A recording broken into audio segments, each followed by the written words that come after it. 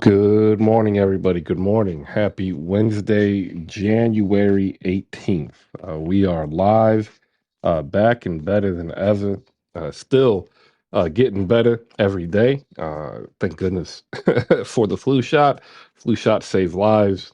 Thank you to everybody who's reached out. I am definitely feeling better. We are back, day two, in the return of HoopSpaces. Thank you for making any part of your day part of ours. We have four games from last night to talk about, lots to get to. Ben Simmons being back, Fred Van Vliet and Drew Holiday going head to head, Jokic domination, Embiid domination, and Doc Rivers greatness. We got a lot to get to. We also have some college to go over. Up top, you'll see the Hoop Spaces review and the show card. Please like and retweet the review. Specifically, if you read it, do a quote tweet and say, hey, you got to check out this free daily NBA recap newsletter, trying to get some more subscribers. And if you have yet to sign on as a paid subscriber, you can do so as well. The newsletter itself is free, but if you want to support the show and continue to help me grow this better community of basketball, you can sign up for $50 a year, or $5 a month. If you are a big baller and you want to hop in, you can be a founding member and donate 200, which will get you a guaranteed episode slot on the upcoming video podcast that we'll get ready to work on. Um, I have not checked my emails this much since Twitter told me that they were going to bring me aboard for Spaces. So we got some good news, some anxiety and anticipation. I'll be back in 15. Thank you, everybody. Good morning.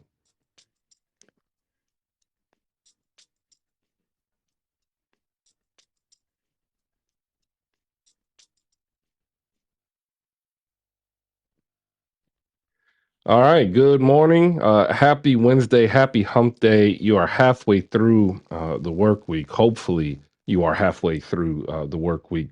Lots to get to in the world of the NBA, WNBA, college, men's and women's. The New York Liberty are making moves. The Los Angeles Sparks are making moves. Las Vegas is standing pat because they're the best team in the league. Lots to get to in that. Once again, we will shout out Maya Moore officially retiring. It's been a long journey for her. Malika Walker of the Rewind Pod has a phenomenal thread I'm going to get up here. So you can go ahead and read some context in regards to Maya Moore, because if she had stayed in, we are probably talking about the LeBron James of the WNBA. That's how monumental she was to me, or could have been in women's basketball. The best player on the court for years, had she wanted to. But there's still some other moves within the WNBA from the Connecticut Sun, who have already moved Jonquel Jones. They have also now moved Jasmine Thomas to the Los Angeles Sparks. The Sparks are also getting a draft pick out of that trade, which is hilarious. They're going to be, I think it's the 10th overall pick. Um, the Sparks have Connecticut Sun's former coach, so this kind of makes sense. Bring in a good player who knows the system, lets you go ahead and jumpstart that culture of rebuild. So shout out to Jasmine getting a new life over in California to go over to the Los Angeles Sparks. Jasmine, who comes up here a lot, she writes at Winsider covering the Dallas Wings, hosted a phenomenal space getting everybody caught up with the WNBA. And then more news happened. So make sure you follow Jasmine. I'll be sure to point her out when she does come through, so you can go ahead and keep abreast of what's going on in the W as they get ready for the draft, getting ready to come up. We had some great college basketball last night, both men's and women's top 25 action. We're going to go ahead get into some men's college basketball real quick. Number one, Houston put it on Tulane, but that's not really the story here. Tulane has a player that is definitely pro worthy. The biggest question is maybe will he get some exposure, ladies and gentlemen, and this is their guard, Jalen Forbes. He's a junior, 6'5".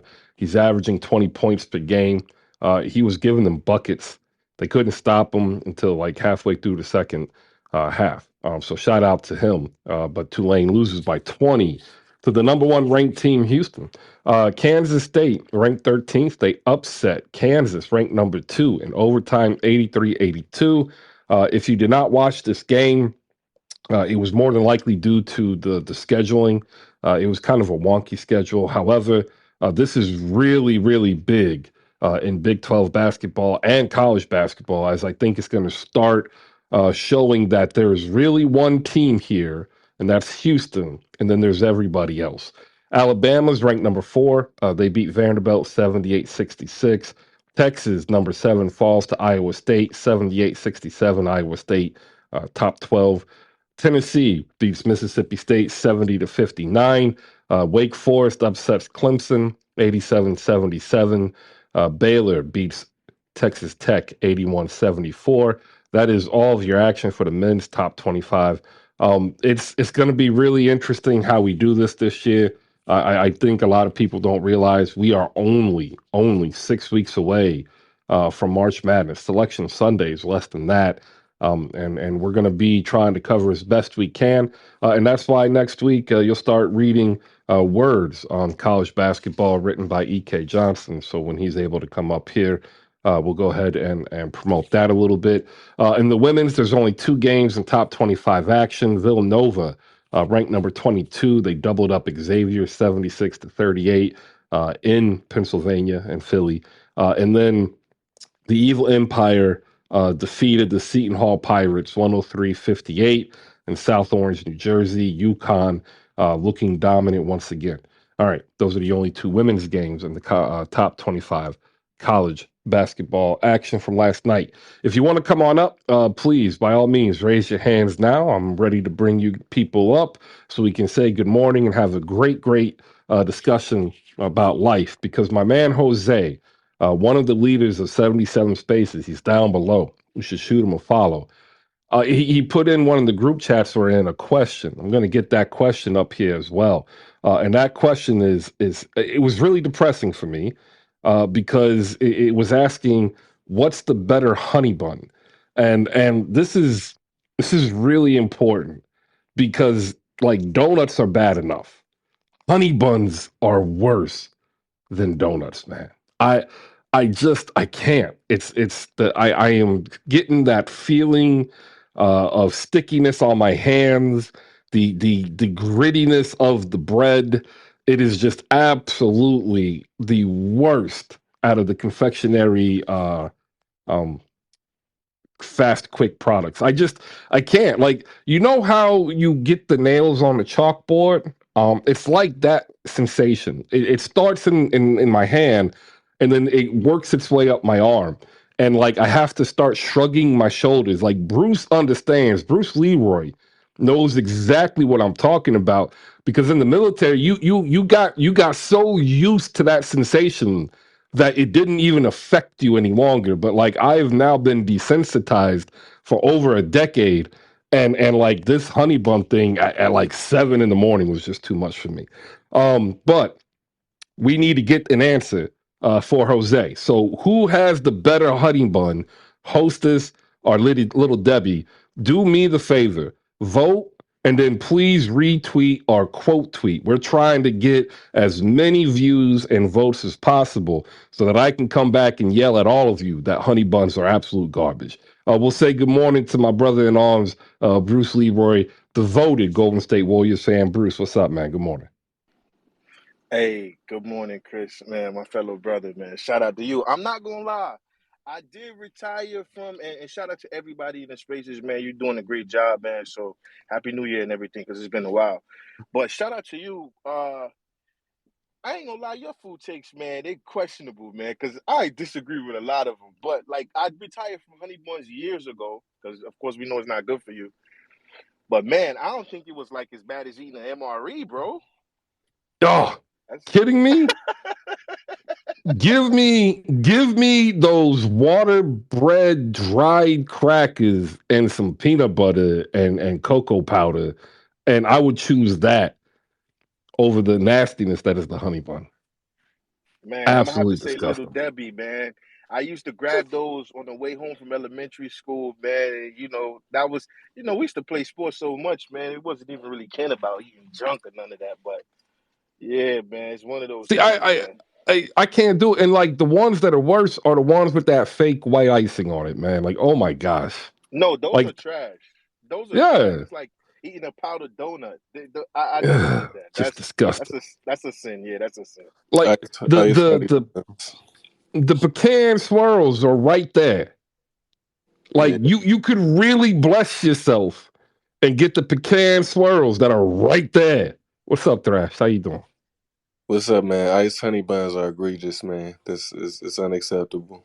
But I don't like how you just acting like that 8.3 seconds in the microwave did not make for an amazing experience every time in It your did not. kids. Um, but I'm not First off, gonna how did you do it not burn your tongue or your gums, bro? Like, because I have a little bit of patience. That's why. You gotta yeah, all right. let that little bit of heat marinate in there. You be all right. Nasty, nasty behavior. Much like the Trailblazers not supporting Damian Lillard last night. Uh, we'll get there in a moment. If you're down below, I saw somebody else. I think it was Andrew. He wanted to pop up. I just wasn't ready to bring people up yet. It looks like he's out. Go ahead and raise your hand. Do me the favor.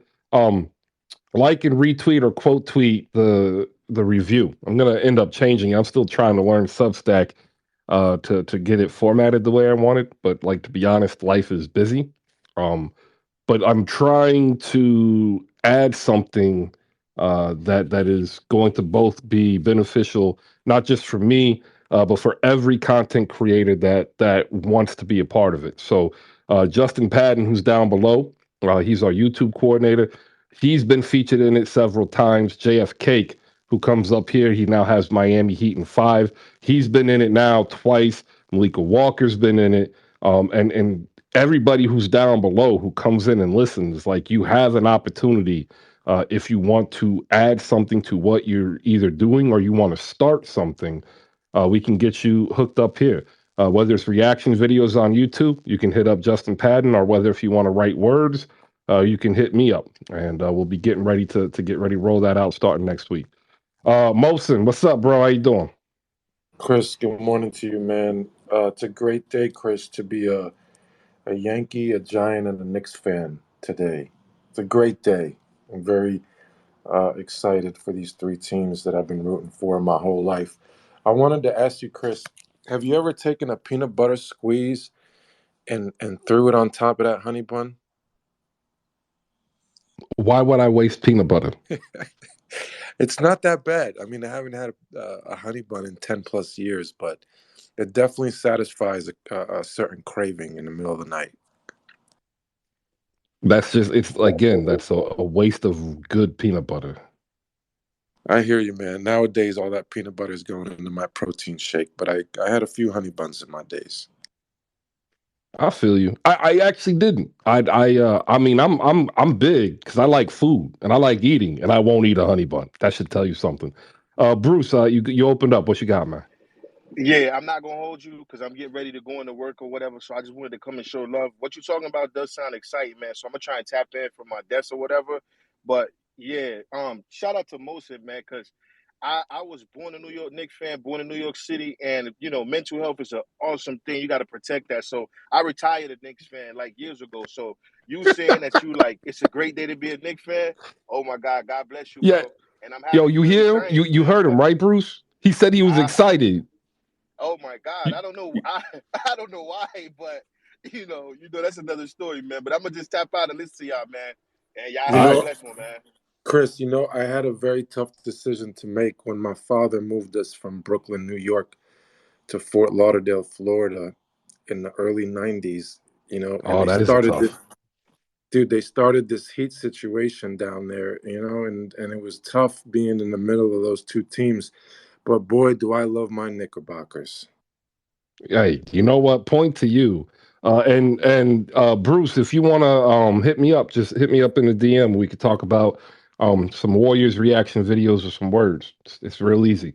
Um, I think it was the flat effect, man. Like you got a very good flat delivery. So when you come up and you say you're excited, it came off like it's an exciting day to be a Knicks fan, a Giants fan, and a Yankees fan. And like there's zero excitement. Yeah, I'm excited, man. I'm excited. I just There we I'm go. all I heard it. I heard it I'm that time. excited. All Yeah, right. man. I'm very excited. We have JF he is the Miami Heat in 5 reaction artist. You can catch his videos on the HoopSpaces YouTube channel.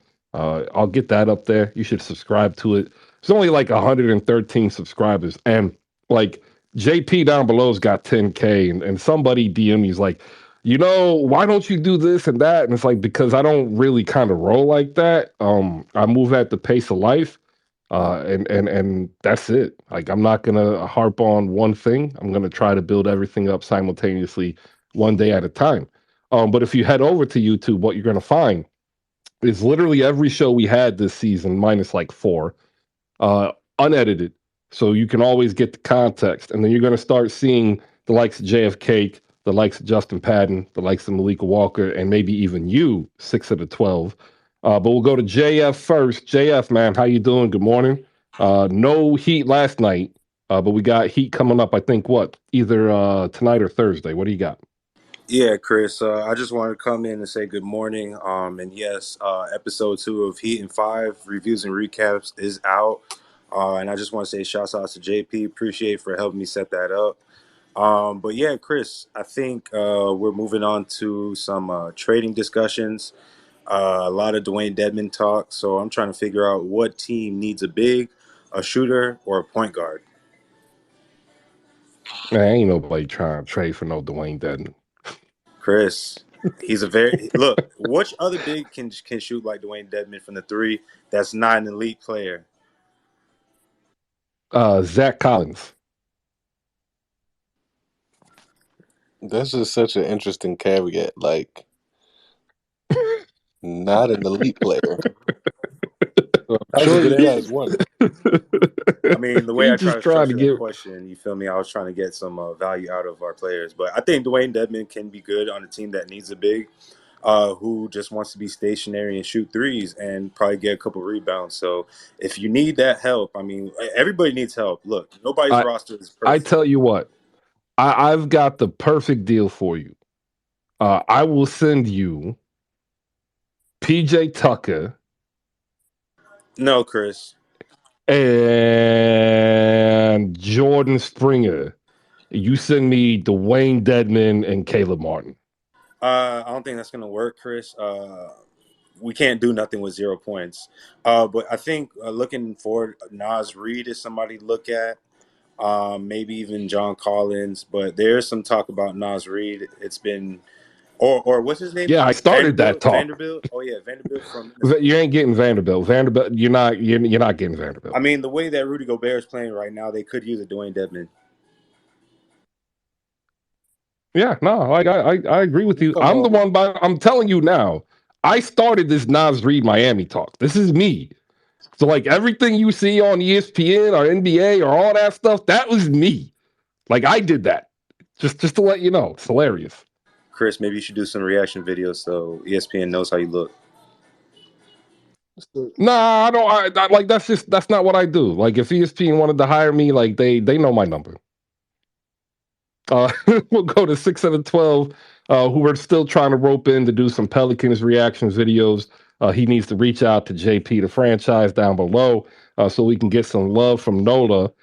6 out of 12, what's up, man? Good morning. Then we'll go in with Thrash real quick. We'll talk about, I'll give the scores and we'll start opening up. We'll do the first game, Denver and Portland. 6, what's up, man? Good morning. Hey, good morning, Chris. Good morning, everybody. Sorry I wasn't able to make it in the past couple of days. Um at You three sound o'clock in the down, morning bro. on You sound huh? down. Have you been eating a honey bun? No, man. Tuesday morning at 3 a.m. I had to go to the hospital. Had to get my gallbladder taken out. Ooh. I had a lot of gallstones, so I'm in the hospital right now. They've been feeding me pain medicine or whatever, but I'm just finally feeling good enough to get on the space. I just wanted to I put it out there on Twitter and I had a bunch of people reach out to me. So I just want to, say thank you to everybody that has reached out to me. Um, but no, man, I'm in the same boat as JF right now. I think I even put a poll out there earlier on my Twitter about the Pelicans trades and things like that. I think even though we've been without Bi and Zion, you can still see the holes in our team without them. Um, so I think if the Pelicans are serious about contending this year, they're gonna have to make some moves. I was just interested in your take on what you thought would be a good move for the Pelicans to make come trade deadline season. Yeah, no, we'll definitely hop in and talk about that. I was going to try to push a lot of the trade talk till maybe next week. We're only 3 weeks away, but man, I tell you, it's getting hot and heavy. So we'll add in some of that. Sorry that you had gallstones, man. Like I've never had that issue, so I can't even begin to understand like how it feels. I know So bad. through yeah, I know through the diagnostic code what it is, right? Because like I had to study. So like vomiting, nausea, bloating, pain, kind of like a knife in the middle of your stomach and liver area. Um, I do want to tell everybody that eating honey buns in excess can lead to gallstones. Yeah, man, the doctor actually said that was the most gallstones he's ever seen come out of somebody before. So it's been a What? like that's what I'm mentioning to the people in the room. If you have lower right back pain, like sporadically throughout the night sometimes, and you take some ibuprofen and it goes away. It's been like this for about 3 years now, where I felt that pain. I took some ibuprofen, it went away. Never thought anything of it. Just thought I had like random back pain. Um, but if you have random back pain in the lower right part of your back, and then also sometimes have pain in like your lower right part of your abdomen, you might want to go get it checked out so you don't end up how I ended up. So just want to shoot that out there because sometimes we just think that's just part of life. We're getting older, but it's actually your body telling you to go get something checked out so you don't end up in the ER like me. Yeah, no, take heed, ladies and gentlemen, and like if you read a lot of the medical stuff, it'll tell you snacks such as cakes, biscuits, and pastries are no bueno. No bueno. It's a honey bun, by the way. Thrash, what you got? And then we'll say good morning to Mike. And then we're going to go ahead and get into the scores. I see Nets Kingdom AJ is in the building because that's right. Ben Simmons is back, baby, with a triple double. We'll talk about it. Thrash, what you got? I was actually earlier. I was trying to weigh in on a Dwayne Dedman trade. Just asking for more clarity on Jared Vanderbilt because I feel like he's such a great player, and it kind of led into our discussion last night. I guess since Oh, where he is right now. I can tell. Oh, I can tell you, Utah isn't going to give up Vanderbilt unless you're going to give up multiple firsts. I I'll give I up At, agree. two. at well, out of all the people that were in the Gobert trade, the only player they targeted was Vanderbilt, right? They wanted Kessler. Don't get me wrong, but the player that was already on the roster, right? Because like Kessler was there for a day, was Vanderbilt. The fact that they added Kessler was idiotic to me. I didn't think they needed to go there after they drafted Kessler. But that was the guy. So if you're wanting to pry Vanderbilt away, you have to understand that that's a starting big who can give you, 10, 10, 2, 2, 1 at 5 million. That ain't cheap. Not at all. I think he's an excellent player. I mean, all the positional versatility on defense. You know, he's underrated on offense to me as well. So Yeah, it's because he only played 1 year and he never really developed an offensive game. But if he can develop that corner three, he's going to be dangerous. All right, we'll say good morning to Mike, Memphis Grizzlies fan. We'll maybe talk him into doing Grizzlies reaction videos. I saw Nicole in here as well, writer for a couple of the Grizzlies blogs. The Grizzlies are going to start getting their love. They're good, and y'all just going to have to accept it and grit your teeth as they gritty across the Western Conference in the league. Mike, good morning. How are you? Chris, good morning, dude. How you doing today? I'm doing better. I still got a couple of weeks to be able to breathe normally, but I'm able to hold my breath a lot better. Good. I'm glad you're feeling well. Got two quick questions for you. Not trying to hold it up. I know you're trying to get into the spaces today. I got two questions. One, as of right now, who is your defensive player of the year? I'm mostly asking because I'm seeking out a certain answer. And two, there's a question I've had for you for a minute, and I think it's time that we figure out what's going on. All right. Well, first, let me answer the first one. And I tried to explain this to another Grizzlies fan. He did not like my explanation. Jaren Jackson Jr. has missed too many games to be Defensive Player of the Year. He needs to play more. If he continues to play at the pace he is, he will run away with the award. Right Okay, now, yeah, that's fair. right now, it's Nicholas Claxton. Okay, that's fair. I'm I not on the Brook Lopez expect, train, but I respect yeah, the Nick Claxton talk. I expect Tripp to overtake Clax. I don't. Brook is like fifth.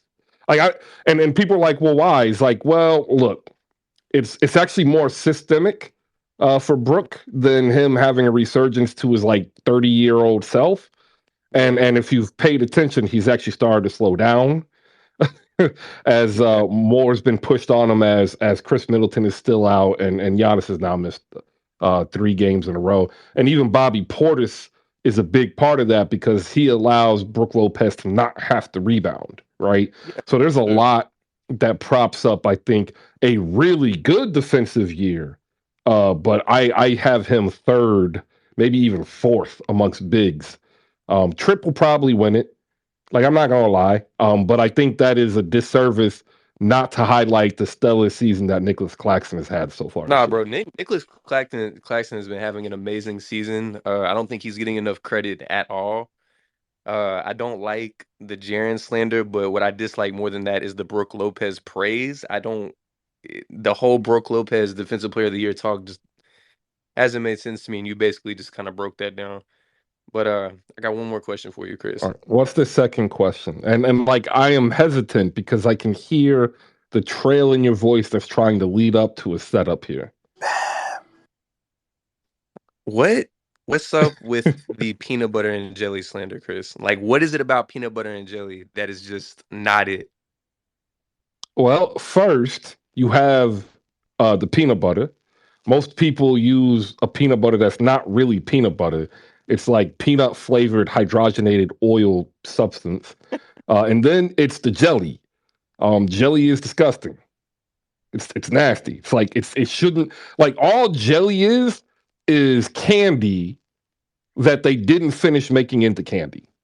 It doesn't matter if it tastes good though. Like, have you But tried? it You doesn't taste? taste good. It does taste good. It's good. Peanut No butter and jelly is good. you can never forget peanut butter. Chris hates Go ahead, your try. childhood, man. That's all. Yeah, bro. He got We beef need with more. your childhood. Just Hey, keep that in mind. we need more opinions on peanut butter and jelly. If you come up to speak, drop a peanut butter and jelly opinion for me, Chris. Who's your peanut butter and jelly of this season so far? Like Oh what well, team organization? that is absolutely easy. The peanut butter and jelly player of the week, you say, or the year? We need a peanut butter and jelly player of the week every week from this point forward. Who is your peanut butter and jelly player of the week? All right. Well, since the week is only halfway through, um, I would probably say Thrash ain't gonna like it. But I'm gonna go with Josh Hart. Ooh, Just okay. not cutting it. Not cutting it, bro. Just not cutting it. All right, Chris. I appreciate it, man. I'm gonna let you go. I might tap back in. I'm gonna keep listening, but got some stuff I gotta do. But Yeah. just wanted to All stop right. in and say what Hey, Chris. I'm serious. You should hit up JP down below and Okay, talk about getting in some Memphis Grizzlies reaction videos. bro, for sure. Yeah, man. If you see me on the TL, man, I'm always running my mouth about the team. That's Oh, what I'm saying. Yes, you get it. man.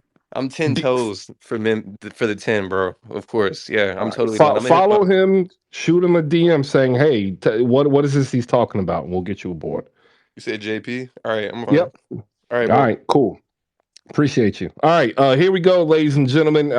And you know what? I'm a huge Josh Hart fan too.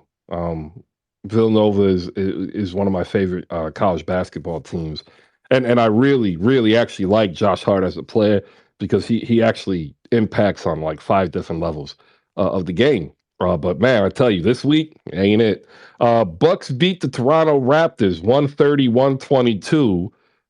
44 points in the first quarter. I thought the game was done, but then Toronto decided to beat Toronto again and put up 40 in the second to make it a game. And then Toronto became Toronto again and gave up a whopping 38 in the third quarter.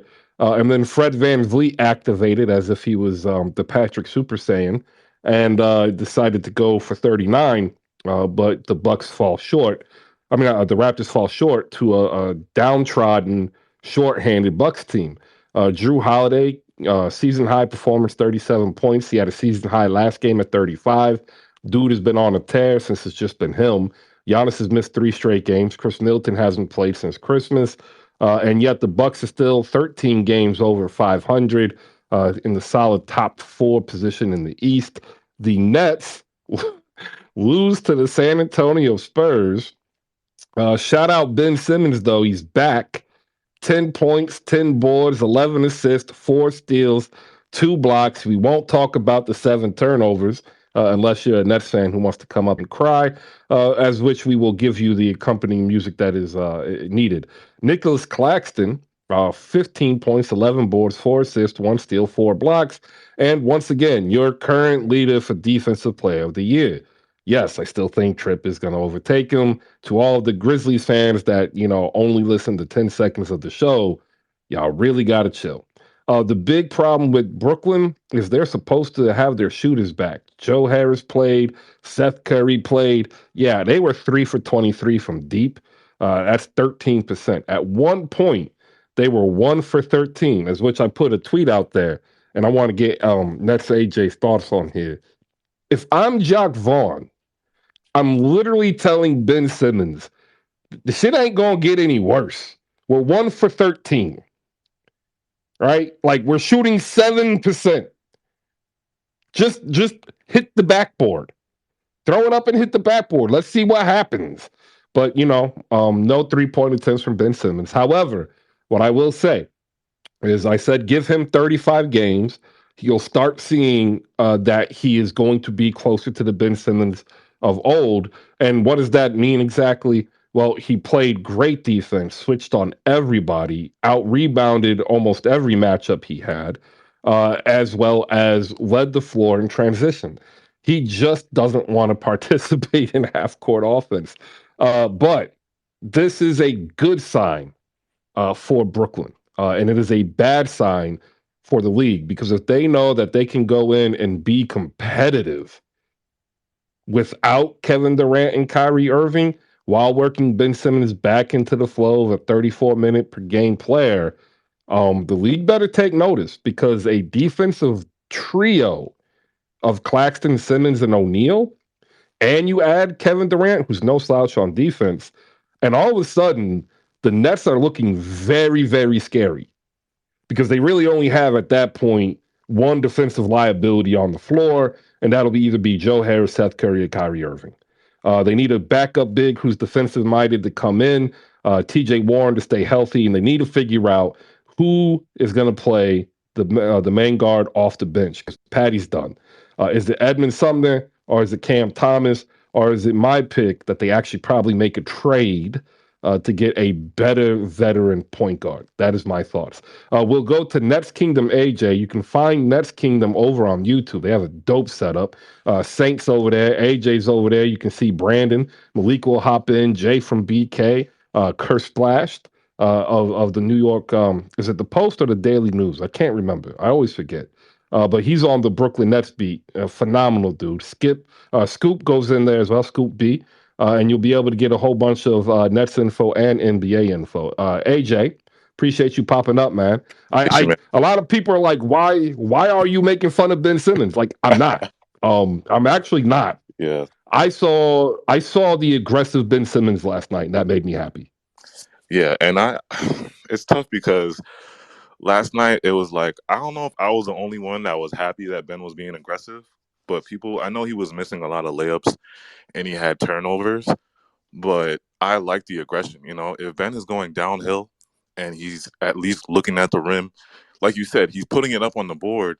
So Clax is going to get those offensive rebounds and put those back up. But as long as he's being aggressive and going downhill, it's like I'll take that. He gave us some assists, he gave us some rebounds. It's just everybody it was just a bad night. Seth Curry couldn't hit. T.J. Warren caught fire, but he's still getting. Joe Harris with the Tony Snell Award. Like, Yeah, what the fuck? yeah. Like, Joe Harris what was was that? just trash. It's like, Damn, Malik, you're go ahead, coming up Malika. on Yeah, go ahead. fire. Yeah, Joe Harris was trash. Seth Curry just didn't have it in the end. It's just it was frustrating last night, and a lot of people kind of think about our offense, and with Jacques Vaughn filling in for Steve Nash, we really don't have an offense. It's our offense is really get Katie and Kyrie in their ISO spots and let them do work, and then when they go away, it's just like we're all running around with chicken, like our heads cut off. It's frustrating though. But when Ben was on the court, it was a plus. To me, it looked good when Ben was on the court because again, he was pushing the pace. He was getting guys involved. At least he was getting shots created, but we couldn't open the shots. We couldn't shoot open shots. It was just bad, you know. Did Yeah, Cam? nah, I was actually. I'm sorry, Chris. no, you're I just fine. came in. I didn't get to watch the game because I actually had a room. I had a space last night. But did with Cam, he played 30 minutes, but it looks like he only had 12 field goal attempts. Um, Nets fans aren't gonna like this. Cam has not moved off the tweener, and I don't think he can in Brooklyn. He is a tweener. Brooklyn cannot make him a shooter. Brooklyn cannot make him a point guard, and they he have had no room for 50% another field tweener. goals. I'm saying that he had 50% field goals. Could he have shot just a little more? Yeah, Like, I'm asking AJ since he was watching the game, like the he with flow. Cam, it's like we know he's a bucket. He can score, but the problem is like when Katie and Kyrie on the court, like Cam needs a lot of minutes to cook. He's a volume scorer. Like he needs a lot of minutes for him to He cook. is. He is. So it's like if you give him a short amount of minutes, he's not gonna like get a lot of buckets. But if you give him, like I said, 30 minutes last night, he got some buckets in the first half. But second half, it's just he kind of disappeared. You know. Cam Thomas is the shooting guard version of Brandon Jennings. Oh, yo, that's a Brandon good who? comparison. Yeah. Like like he's not gonna fit as Yeah. long as you have KD and Kyrie. He's just not gonna fit. Yeah. Yeah. Yeah, and Ben, it looks like Ben kept the ball moving. When he's in a lineup, we tend to move the ball better, and we do tend to look more, look better on the court when he's there. When he's off court, He and what's creates a lot of T.J. open Warren looks with the for. damn? Yeah. How many turnovers did T.J. Warren? It looks like it says only one, but I TJ only saw had him. one. Yeah. But he lost the ball a few times. He was sloppy with the ball. The few times I did see it, he was the reason that they lost the The ball. problem with TJ is like Jacques Vaughn gave him all those minutes in the first half, and he was carrying us, but then he got gassed. He got gassed, and he just took him out because I guess TJ's not like his body's not there yet to go like a full game, like heavy minutes. So that's what Jacques Vaughn was Speaking saying. of Yeah. speaking of a body who's not ready to go either, we had 13 minutes of Markieff Morris. Yes, we did. If y'all are going to try to work him in to be a backup big, that is your Achilles heel. Markeith Morris, Day'Ron Sharp ain't gonna get it done. Yeah, I agree. I mean, I like the tough energy that Marquise gave in that first half. Like you saw the little thing he had with Jeremy Sohan or whatever. Like, Sohan, yeah, but what do you do? Like, look, Sohan's going. He's going to end his career like with a yeah, dunk. Like, you know what I mean? Like, yeah. the Morris twins aren't feared any longer, and I don't think they realize that. You don't understand though. We have like a soft team though. We need some type of energy like that, bro. Like our team is like we're a jump shooting finesse soft team, Mm-hmm. bro. Like we need that tough energy. Like I we need feel somebody you. like that, bro. Let me get JF in here so he can go ahead and get his daily Ben Simmons slander off his chest. If you are a Ben Simmons slanderer, I will give you a little bit of leeway because he had 7 turnovers, 2 of which were just absolutely atrocious. But I'm telling you now, the aggressive nature was there. That's all I wanted to see. I saw it. I'm happy. JF, go ahead. Floor is yours. Yeah, Chris, what's Ben Simmons plus minus last night?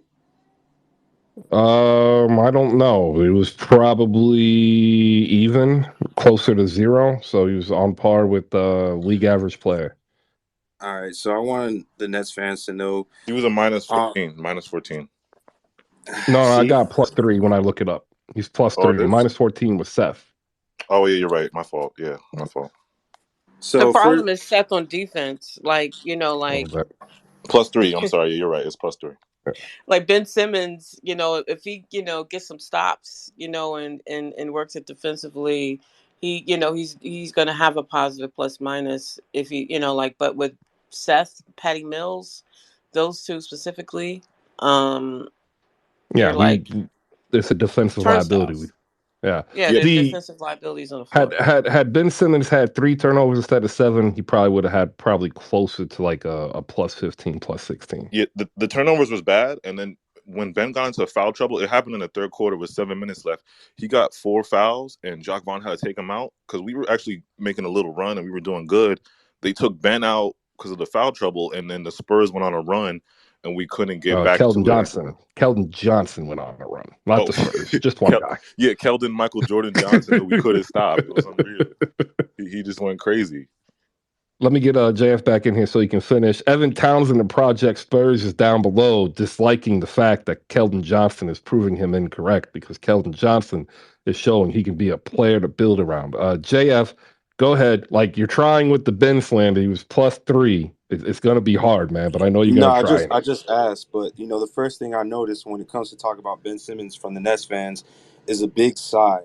Don't know what that sigh is for, but it seems like they understand that the pressure that they're dealing with. They're paying somebody $35 million to do a 10-point triple double, probably once in blue moon, especially without KD and Kyrie. So we don't know if he can do those numbers, even if KD and Kyrie are on the floor. So I mean, I guess it's okay to look at for right now, but. My thing is, what's up with Jakob Porter? I heard he's up for trade as well. 2 firsts, and it's actually looking more now that the Spurs might not even want to trade him after all. Shocker. He's not worth 2 first though, Chris. Come on, Chris. Well, it's not 2 real big first. It's Oh, okay. really it's not. It's like back into the lotto to early 20s. That makes yeah, that makes. So I'll say maybe a first. I'll say maybe a first, but I don't know about 2. I mean, Yeah, you got 4 for Rudy, so I mean, anything Rudy can broke the market though, bro.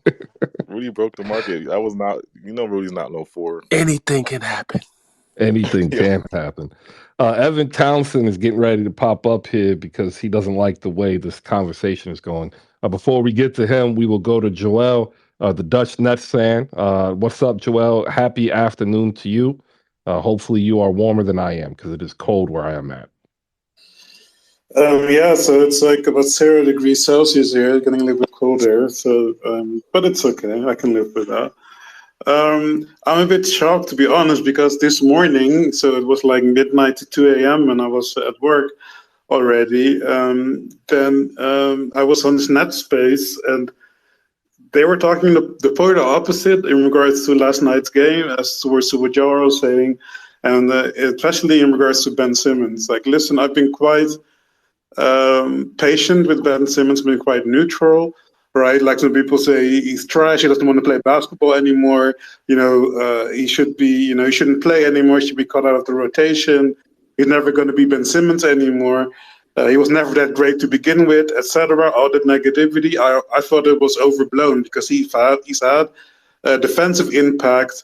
He's had also on his playmaking ability. He has displayed that, but he hurts us with the fact that he seems to be allergic to looking at the basket, let alone to actually try to make a play. However, last night he was more aggressive. He missed a couple of layups. Probably that he would have dunked back in the day. But overall, I'm not happy with how Ben Simmons played because at the end of the day, he is a max player, and he needs to step up when KD and Kyrie are not there. And he makes mistakes that he shouldn't. He had costly turnovers, which cost us momentum, and his foul trouble also cost us momentum. So, like I said, these a lot of people in Nets Twitter are really over the top, crazy, calling him trash and really hating on Ben Simmons. We also need to treat him with kid gloves, right? Like if KD makes mistakes like that, people destroy him. If Kyrie makes mistakes like that, people destroy him. Like let's stop with the kid gloves. These turnovers were costly, and he shouldn't be in foul trouble when he knows that we need him. When Claxton and Ben Simmons are both in foul trouble at the same time, like who's going to stop anyone? Right? Who's going to stop anyone when you have Morris, when you have Curry, when you have Joe Harris? Like who's going to stop anybody? Let's be honest. Oh, nobody. I love Yuda. I love Yuda's defense. The last couple of games hasn't been great either. I'm sure he'll recover from that because I was one of the only ones in that Twitter who even wanted him during the preseason. But come on, man, let's stop with the kid gloves. Last night was really a winnable game, and it was really bad that we didn't win the game last night. Like really bad. So it's I hear you, but let me ask you this question. Why would we really blame Ben when we're saying that two fouls and two turnovers, instead of saying, "Hey, Seth Curry, like you're literally only paid to make 3-point shots." That's fair. I mean, don't get me wrong. Like I'm really pissed at Joe Harris because he's literally getting paid. He literally got a raise so that he can make wide open trees, especially when KD and Kai are there. But then, game on the line, he gets three wide open trees and he misses them. Like that's literally the only reason we pay him, right? So So yes, of let me course, no, there's more than enough blame to go around. If we didn't lose the game just because of Ben Simmons, but you have to think you cannot make certain mistakes when Clark's already on the bench with foul trouble, and we have no bigs, right? Like Well, you can't make this. I know, but what I'm referring to me is that the foul trouble that and Claxton fouled out, that Claxton Simmons had weren't really individual mistakes. They were a collective mistake, right? One mistake led to another mistake, and then they made a mistake having to react to try to fix the other mistakes, right? And that's Some a of them were depth BS issue. calls too, Chris. Like some of those fouls, like there was a foul they called on Ben at the end of the half was really he like hit the ball and they called a foul on him. Like Yeah, that you, was you, there nonsense. were some Yeah. BS calls too that they picked up. Oh, well, yeah, but that's everybody does that, and that's what I'm saying. Like, I've got no problem about the turnovers. Like, two of them were just absolutely freshman level high school bad. One of the fouls was, yeah, you shouldn't do that. But like to me, when I saw the game, it was more of an issue that Claxton and Simmons were over aggressive in trying to recover because Seth Curry, T.J. Warren, and Cam Thomas they play defense like I do. Can I respond Yeah. to Joel? I was gonna What's up? say well with Ben I agree that we should take the good and the bad with Ben because I think Nets fans went overboard and tried to blame this whole game on Ben, but there were a lot of positives that he did. I mean, I think the stat line because on our show last night people were expecting Ben like to have like 40, 10, and 11. It's like that's not the Ben we're gonna get. His back is still not like he's not. He isn't. Last night just proved to you that he doesn't have all of his athleticism. And he can't really. He just looks really stiff, and he can't. It's just like he can't. It's not the He's same not there Ben. yet. It's not the Philly Yeah, Ben. It's not the Philly he's Ben that we not. were He's not used to. there You know yet. what I'm saying? Yeah, But he's at not there at yet. at 32 games played, you Yeah. start seeing him coming back. Is all that really matters. Because now you're halfway through the season and you're like, can we ramp Ben up in 35 games to do 10, 8, and 8 to go along with the healthy KD and Kyrie? Let me get Evan Townsend in here for Spurs point of view. They were led by a career outing by one Mr. Keldon Johnson, 36 points, 11 boards, 4 steals, and purveyor of arguably next season's most valuable contract that is not a rookie contract. Evan Townsend, word at Project Spurs. Go ahead and shoot him a follow. He'll be doing year 2 of NBA draft coverage, and we're going to hit the draft heavy and hard, literally not even 3 weeks because the trade deadline is in 22 days in a wake up. Evan, good morning. Oh man, good morning, Chris. Good morning, everybody. I kind of just came here to defend the Jakob Pertl slander. When it comes down to 2 picks, when it's not in much detail what those picks are, it's kind of that kind of means that at least one of them is going to be unprotected. And just from what I'm hearing, and when I say this, I there's no Spurs people like in my phone. These are just actual reporters that I'm in DMs with, people that actually just may have something that could lead to anything. I've heard the Grant Williams, I've heard the Christian Colocos with a pick, I've heard salary dump for Dario Saric. Maybe DeAndre Ayton tries to find a way out of Phoenix. There's a lot of crazy trades, 3-team trades that I've heard that may turn into fruition. But when I say this, these are just rumors. And from what I've heard in other team spaces and other organizations, what reporters like to do is that they hear stuff from people and then like to dip and see and on social media what fans will react to and how they'll like certain trades or certain ideas. And that's not what I'm doing, but that's basically just what I've heard. So in terms of the Spurs, they kind of lock it down. There's no real telling what they'll do. Obviously, they're really good friends with a lot of these teams in the Eastern Conference because they're not trying to help the Western Conference team. So sorry. With the Warriors thinking you're getting Jakob Pertl, sorry, that's not going to happen. Portland, sorry, can't see that happening. But the Raptors, Celtics, man, even oof, I really want to say Charlotte, but I can't see that happening just quite yet either. So, yeah, just 2 unprotected picks. Anyone else on the roster is available if you need the salaries to match. Josh Richardson, Doug McDermott, please come and get him $13 million. So yeah, that's about it. And if you don't want to pay him $20 million in free agency, you might as well not trade for him because unless you're trying to win a championship, a 5 to 6 month rental, 4 month rental of Jakob Pertl to be a backup or to be a 30-minute rim protector, it's good, it's solid. But he's gonna stay healthy. But you have to have a plan for him. So yeah, that's about it. Yeah, no, I tell you, Jakob Podol would be doing the same thing that Rudy Gobert is doing in Minnesota for $28.3 million less. Just throwing that out there, ladies and gentlemen. Can we not sleep on Jakob Pertl's playmaking ability? The backdoor cuts, Chris. The alley oops.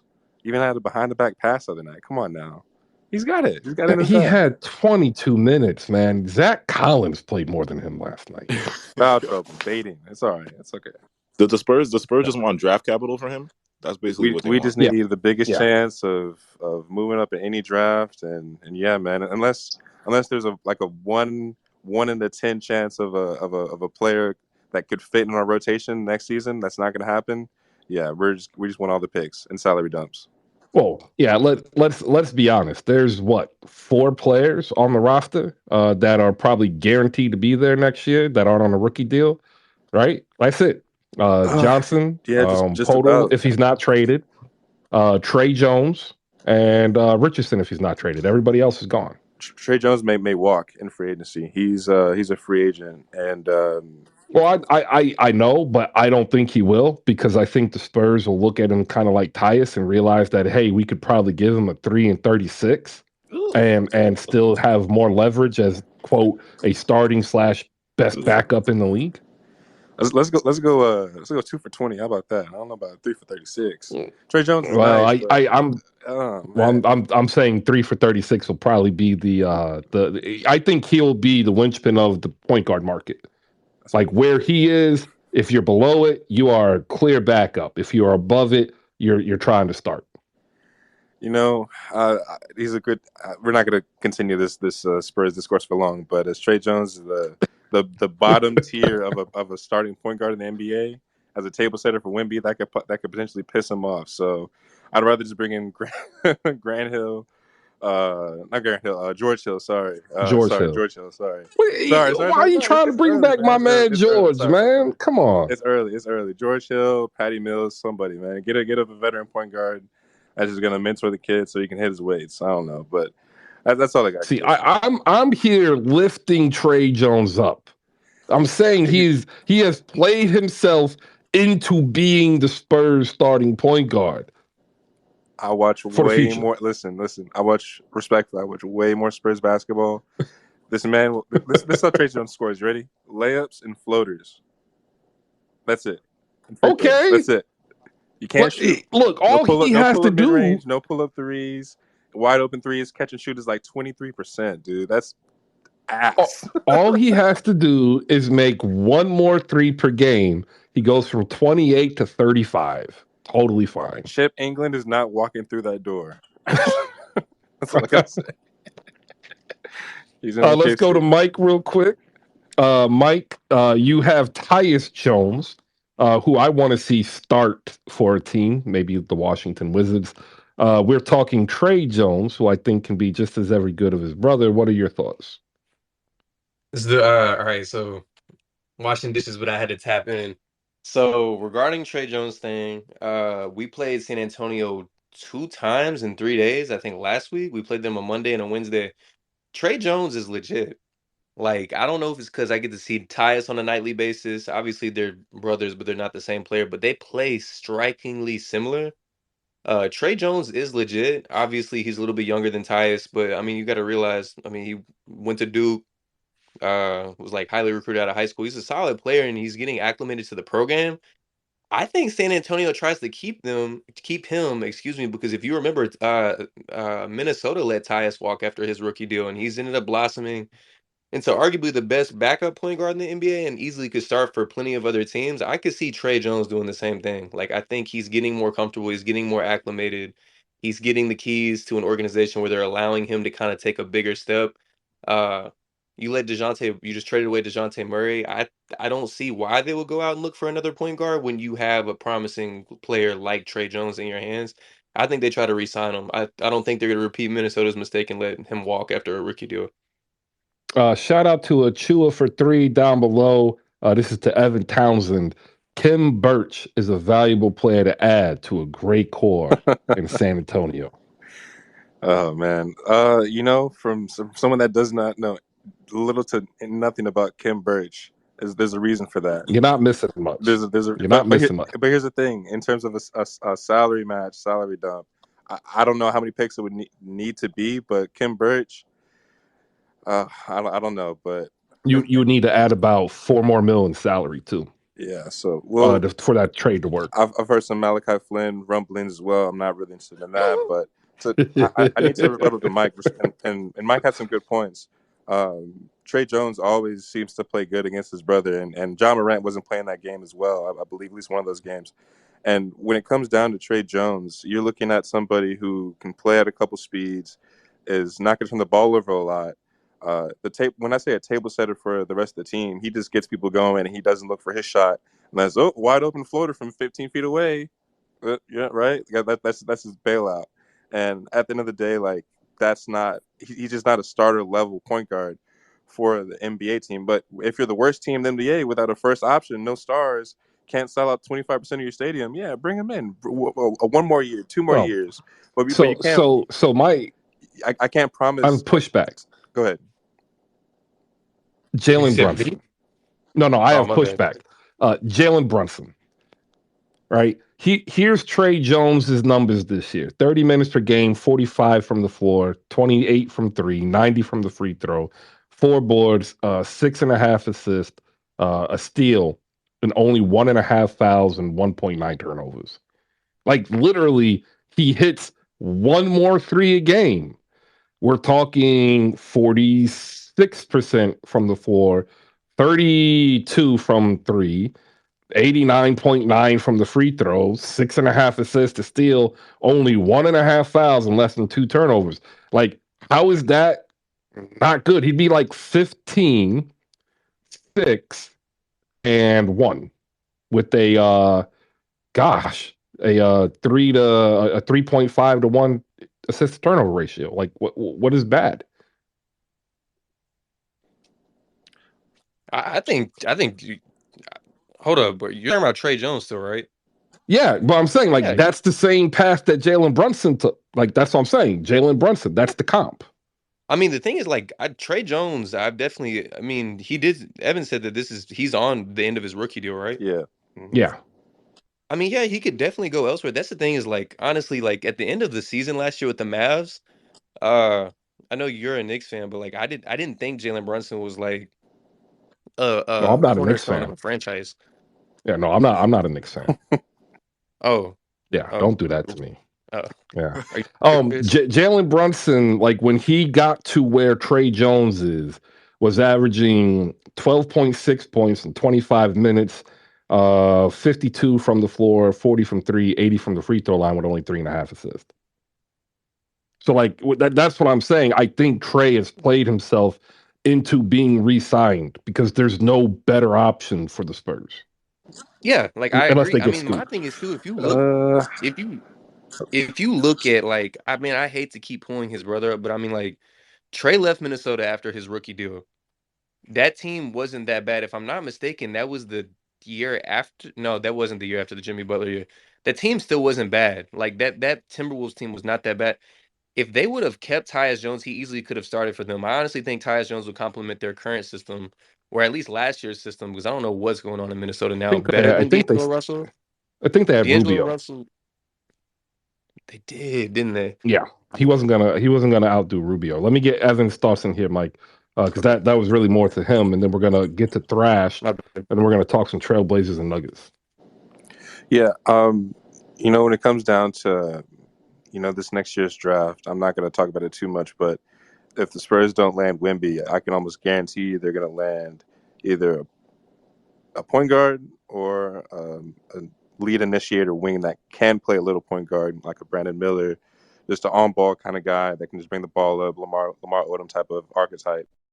But when you think about that, Trey Jones, I feel like he's guaranteed to make at least $13-14 million. When you look at the staggering of the roster and the rotation for the Spurs, Coach Pop is very respectful. We kind of run on a phrase we call sweat equity. I can't say that sometimes. Sweat equity, meaning that if you have a lot of years in the league, you're going to be rewarded as long as you play hard in practice, and if you make the most money, and as long as you play hard, like I said, play hard, you will be rewarded in rotation minutes, no matter what. As if we've seen Josh Richardson get 30 plus minutes, and then the next couple of games get 10, 5, 6, 7, and maybe a DNP in there, just so Malachi Branham What is he? can What play. So we have to talk back on the back channel because like there's got to be something like Jay Rich is a hilarious dude. So like, what is he doing to go from 30 minutes to 5? That's all I want to he's know. just being a good veteran. I don't think he's doing anything Okay, wrong. He's literally talking amongst the community, trying to get people, Spurs fans, to play FIFA with him after games. I promise you, he's embracing Coach Pop, that's what's knowing up. that he's just doing the right thing. He's not doing anything wrong. He's been quote unquote injured a lot, so he's just helping out the rotation, trying to get his everyone's trade value up. So he's doing nothing All wrong. right. So we're looking at Jay Rich reunion to Miami. I got it. And, hey, um, any one of the big franchises, come and get him, please. First round pick. Bye. Nuggets beat Trailblazers 122-113. We are joined on stage by the preeminent Michael Scotto from Hoops Hype, a quintessential follow, especially coming up 22 days in a wake up from trade deadline. Dude is more plugged in than the lamp that's next to me, trying to keep me warm. Mike, good morning. How you doing? Good morning, Chris. Bro, I've been trying to make some time out to check in on your show and everything. I mean, you're my guy.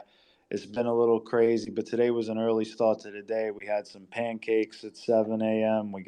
Oh, We got our latest notebook on Hoops Hype published on Kyrie Irving, Nate McMillan. We talked Raptors, trade talks, Hornets, and whatnot. So I was like, you know what? I'm going to sit down and we're going to move on now to a chicken cordon bleu, sources say, for an early lunch before we get ready All right. for this Knicks game tonight with Kristaps Porzingis and the Wizards coming to town. I'm very much looking forward to that and seeing KP. But you're my guy. I wanted to pop in. Sorry it's taking a little bit to join you on the show. But how's everything going your way, my man? Everything well? Oh yeah, it's good. I'll probably talk to you like maybe on on the back channel because I can't say a lot of stuff publicly. Like I'll say this: I have not checked my email this much since I was waiting for the essentially the appointment to get my child's mother in the hospital for him to be born. Like I'm anxious, bro. Super anxious. Not gonna lie. What are you having? Do you know what you're having, boy or Oh, girl? oh no no no no no no no no. I'm making a comparison. Like I haven't been this anxious since that moment. I was Um about to say, you about to break some real news down here for a second, yeah, but nah, go I ahead. want to break news. I keep checking my email, but like the email doesn't populate no matter how many times I hit refresh. The email I'm looking for just doesn't pop up, and I really wanted to. I'll tell you in a minute in the back channel. But everything is going well. I know everything is going good for you. And actually, I have the notebook up, and I just didn't add it to the um newsletter because there's like more than one author. But let's get into it because the biggest question that I have when I did read it this morning is Mike Conley Jr. because I think he's an answer to a lot of people's problems. That I think a lot of people just kind of write him off because he's a little bit older. I think he could fit in four different places, including Atlanta, who desperately needs a backup point guard to continue their offense. That's just something that I see. But I was happy to see him on there. What do you got in terms of Conley or Rozier, and what else are you able to share? And we'll get that actual link up in the big board now so people can read it with you. I'll say this. I mean, mainly like Yossi talked about Conley from a cap perspective, but in terms of Atlanta, I don't see them going for him as a backup guard just from the standpoint of, if anything, a lot of executives around the league, and I've written on this on Hoops, I think that if anything, Atlanta's going to try to potentially shed some salary to get under the luxury tax by next season. So to do that, they would have to get rid of either Bogdan Bogdanovich, John Collins, or Clint Capella. Now, depending on what they get back in a trade, that would affect their potential luxury tax implications for next year. Obviously, my colleague and our salary cap expert, Yossi Goslin, is the main go-to guy for all that stuff. Guy crunches more numbers than a tax accountant. So, I mean, that's a must follow for people. Um, but as far as Mike Conley, I mean, you know, I think it's interesting. Like, if you're the Clippers, is it a noteworthy upgrade to have him? Reggie Jackson has struggled a little bit. John Wall, um, uh, in a reserve role, has been fine, but I do think that for them it would be an interesting move. Certainly, Steve Ballmer doesn't really care about the luxury tax at this point. He's been more than clear that he's going all in to try to win a championship now. I think that would be probably the most interesting move. And for Utah at this point, they've been better than a lot of people thought to this point in the year. And it's kind of made them hold off on being quote unquote sellers. That's why you've heard them in trade talks with John Collins, which in a way I think Chris's would be theoretically, if they got John Collins and Lowry Markkinen would be an interesting fit. Um, I don't know if I see that on the court, unless you're going to play John at the five. And I don't see Utah trying to trade Lowry for John, even if it's part of a bigger package. They've been very pleased with him, and he's morphed into an all-star for them in Utah this year. I think a little bit unexpectedly, if you look at the start of his career. It's been a great fit for him. And you asked me about Terry Rozier. I mean, regarding Terry, I know the coaches there love him as a person and a player. I think what it comes down to for Charlotte is are they at a point where they're going to try to tear it down finally in a way and and tank for Wemby, and also kind of reset their books looking ahead. He's on the books for, I believe, the next 3 years. It would give them some more flexibility there. They've got some decisions to make as far as Jalen McDaniels in free agency. Kelly Oubre also is going to be a free agent. So they've got some big decisions to make now coming up. And as we know with Michael Jordan, when he let Kemba Walker go, you know, the books for Charlotte are noteworthy. And he's not going to go that high, if at all, into the luxury tax if they're not winning, which clearly He ain't right gonna now go they're nowhere not. near the electric tax. Hey, Chris, I'll say Um, this real quick. If I'm yeah. Charlotte, I'm tanking that thing like the Titanic in the movie, okay? Because to me, how else are you going to get a guy of the caliber of Victor Wembanyama to pair with LaMelo Ball? Like Charlotte Or can get Scoot. guys on the mid level, but they're not getting like a young prodigy like that unless it's in the draft and not through free agency. So to me, if there was ever a year to do it, this is it. Anything you hear about Gordon Hayward's albatross? No, I mean obviously like earlier in the before the season, like and over the summer, the Lakers got linked to him. They get linked to a lot of people because they had Russell Westbrook's contract at that point. But nothing substantive at this point on Gordon Hayward. Yeah, I didn't think so. That 31.5 is gonna be a heavyweight. Malika, you had something? I saw you get ready to say something. No, I was just saying, like, even Scoop. Like, I just think that they need, like, whoever they get, it'll be like most likely like top five pick. It'll be somebody that can make an impact, because this draft and Evan, I need to reach out to you in the draft review, but this draft is loaded, so they're bound to get a player that can really help them if it's not, because everybody's aiming for Wimbenyama, but this draft is loaded, so yeah. I mean, to your I point, I think you got Wembanyama, you got Scoot, and then in the 3 to 5 range, maybe even 6. I think obviously you hear about the Thompson twins. Brandon Miller is a guy that Yeah, yeah. I'll be writing about him for the next aggregate mock draft that we're doing, but he certainly is a guy that if people don't know it by now, I quietly think he's going to be in the mix for the third overall pick. He's gotten some comparisons to Paul George. I don't know if I see that yet. I have to watch more tape on him, but that's been out there. And, the Arkansas guard, Nick Smith, was a guy on a lot of people's radar, but he's been hurt so far this year with the Razorbacks. So, I mean, to me, those are the guys I'm looking at beyond the top two, and other teams are in that kind of 3 to 6, 7 range. But I would not sleep on Brandon Miller. And if you have to this point, you haven't been paying attention to college basketball so far this season. Yeah, no, I think we brought him up a couple of months ago with Evan, and we've been following him ever since because in my mind he was already the third pick. Like I'm cooler on the Thompson twins than most people. And then once Nick Smith kind of, I mean, this is like the third time he's been nicked. I just like the production just isn't there for me. And then like every time you see Brandon Miller every week, it's consistently good. And that's like the best thing that I've seen from him. I want to get back to some NBA. Nuggets beat the Trailblazers 122-113. Lillard had 44, but the story of the night again is Nikola Jokic. He was 13 for 14, 1 for 2 from deep, 9 for 10 from the free throw line, 36 points, 12 boards, 10 assists. Somebody tell me why he's not the MVP, please. Anybody? Shea Gill season. I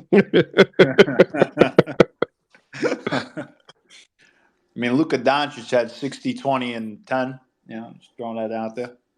He did, but like the Nuggets are 31-13. I No, I go ahead, I'm Thrash, gonna because say he's like definitely oh number that was one. AJ. Go ahead, AJ. No, I was gonna say Jokic. He's definitely number one right now on the MVP race.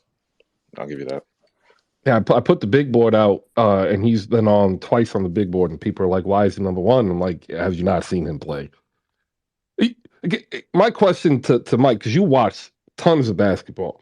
Um, Name me a player in the last 15 years that you've seen that can average 30 points taking less than 15 shots per game. Hmm.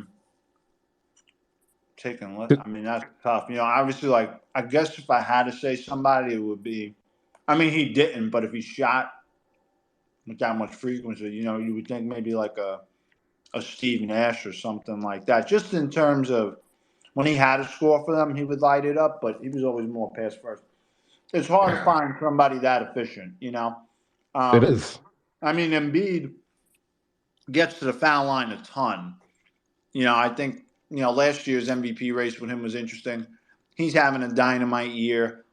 I just think it's crazy with the scoring output of the league right now where you got people averaging 33, 34, 35 points a game. The number of 40-point scorers in the month of January, absurd. Um, the game has opened up so much compared to years past. But yeah, I mean, look, Jokic. If Jokic was a three-time winner in a row, I mean, I think this app might explode. I really do. I think it's coming. I'm not gonna lie. The Trailblazers were a feel-good story for a better part of the first half of the season. Even thrashing the competition up here was coming up to sing the praises of the big three in Portland of Jeremy Grant, Anthony Simons, and Damian Lillard. We'll go to him for his thoughts on the game because it was rough. Josh Hart, your peanut butter and jelly player of the week. And then don't forget that Joe Harris was your Tony Snell Award winner for last night. Thrash, what you got here for your Trailblazers? Well, as far as for last night, I actually was unable to watch the game last night. But Boo. yeah, I just have been watching recently. Gary Payton coming back, Nas Little finally getting healthy. Um, who I feel like was probably the most underrated piece last year. So I'm just hoping, some of these guys can start coming together, getting back in the rotation, and providing that defense that has been missing so much over the past, 5 years, where Dame has been having to carry the whole team and try to outscore the other team, basically, him and CJ. So hopefully, things start getting, a little better. Or if we end up, you know, falling out of the play in and, you know, end up with, a chance for a certain player, I wouldn't be mad at that either. So it's, an interesting place to be. How many people are just like, I'm I ready think to Damian tank? Lillard would be mad. You think Damian Lillard wants to be in the lottery again at this point? Uh-uh. I mean, I'm not gonna say he would be happy about that, but I mean, I'm not gonna say he would be mad. If he happened to get lucky, that's all.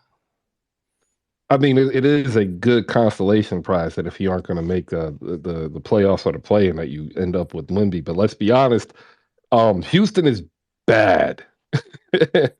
Charlotte is bad. Detroit is bad. Portland isn't bad. They're just not winning. Like Yeah. you're gonna get like a 3% chance at Victor. You gonna be okay with that? I'm saying if it goes south from here, like say for instance, if Dame had an injury, or you know, Anthony just continues to play like this, we not gonna have it. If he can't get somewhere between where he was at the end of last year and where he's at now, if he can't get to a middle ground from there, then I mean, it's just not enough scoring on the team. In my opinion, I mean, Nurkic, he's doing good, but I mean, just once competition gets really tight, like I'm not depending on him to pick up the scoring. Dame will have to score like 45 a game for them to be serious. Like, no. And with the loss last night, we do have to give a shout out to Bleacher Mob because he is one of the resident Thunder fans here. The Oklahoma City Thunder have now slid in to the 10th spot ahead of Portland. So if the season were to end today, Oklahoma City would be in the play-in. So shout out to SGA sliding in to the number 10 slot in the West. A lot of backhanded stuff there. SGA is single handedly destroying my fantasy league. I want to thank him for that. All right, there you go. The player who's actually winning me my fantasy league, ladies and gentlemen, played last night, and it is really weird. It's not PJ Tucker. It's not. The person who's saving my fantasy league is Gary Trent Jr., who had 28 points on 10 for 19, 4 for 9. Fred Van Vliet had an appearance, 39 points, 6 for 12. There's got to be a moniker for what Fred Van Vliet is doing, because he has somehow managed to successfully play bad for like 20 minutes and then all of a sudden say, hey, I've got to make some shots, and then ends up outpacing everybody. It's like he plays at 1.5 speed, and he went from literally like 20 points to 36 almost instantaneously. 39.7 assists on 15 for 28. Not enough to outduel Drew Holiday, 37, 7, and 6. 16 for 26, 5 for 10 from deep. And a sincere apology from me to Joe Ingles, who I thought was done, because he's been done except for when he plays the Raptors. Destroyed the Raptors off the bench for 15 points and 8 assists. And look, I'm 40, okay? Joe Ingles can't get by me. And yet somehow he got 8 assists. And like, if you go back and watch this game, every single one of you, to the most part, will say, I can stay in front of Joe Ingles. And this is not a knock on Joe Ingles. Like, he's 35, he's coming off a major injury, and he was never really fast. But what he's been able to do in Milwaukee is really highlight off the bench his IQ. Underrated pickup, maybe. Maybe it was just lucky. Joe Ingles, ladies and gentlemen, the real reason why the Bucks beat the Raptors last night. Up on stage, we have somebody here to complain about how their Raptors are just playing like the Knicks from last year. That's my man Zazu, and you can find him as a frequent listener and or partaker in Raptors Live TV, hosted by Nelly J and Fahim for the win. Post game here, every Raptors game. Zazu, appreciate you popping up here. What you got as we watch yet another lead slip away in the third quarter? Man, oh man, oh man. Thanks for having me up. Chris, shout out to Chris. He holds it down. So if you're not following this space, follow HoopSpace. Chris got your back. And why we love Chris? Because this man is genuinely a NBA fan. He watches every game and analyzes it correctly. So shout out to Chris, y'all. Now, man, my Raptors are like, look, that has to be the top 3 worst game a Raptor has ever had. Why I say that? Because both teams just came off a back-to-back, right? And so you have no excuse there at all in terms of, oh, we're tired or they're tired. They're both tired. And the difference, though, is that they play 10 players, okay? 10 players. We play at what, 7 or 8?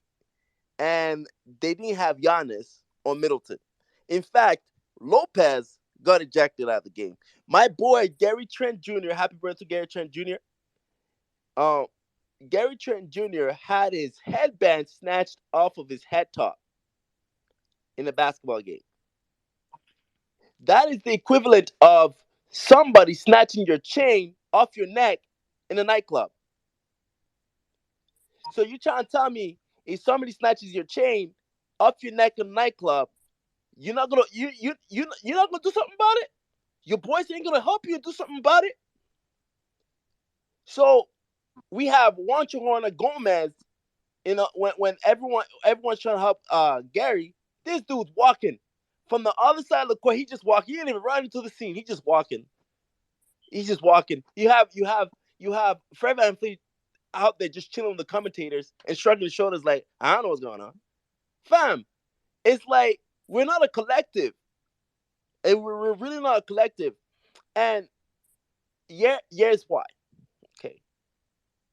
one of our main guys is playing for his contract here.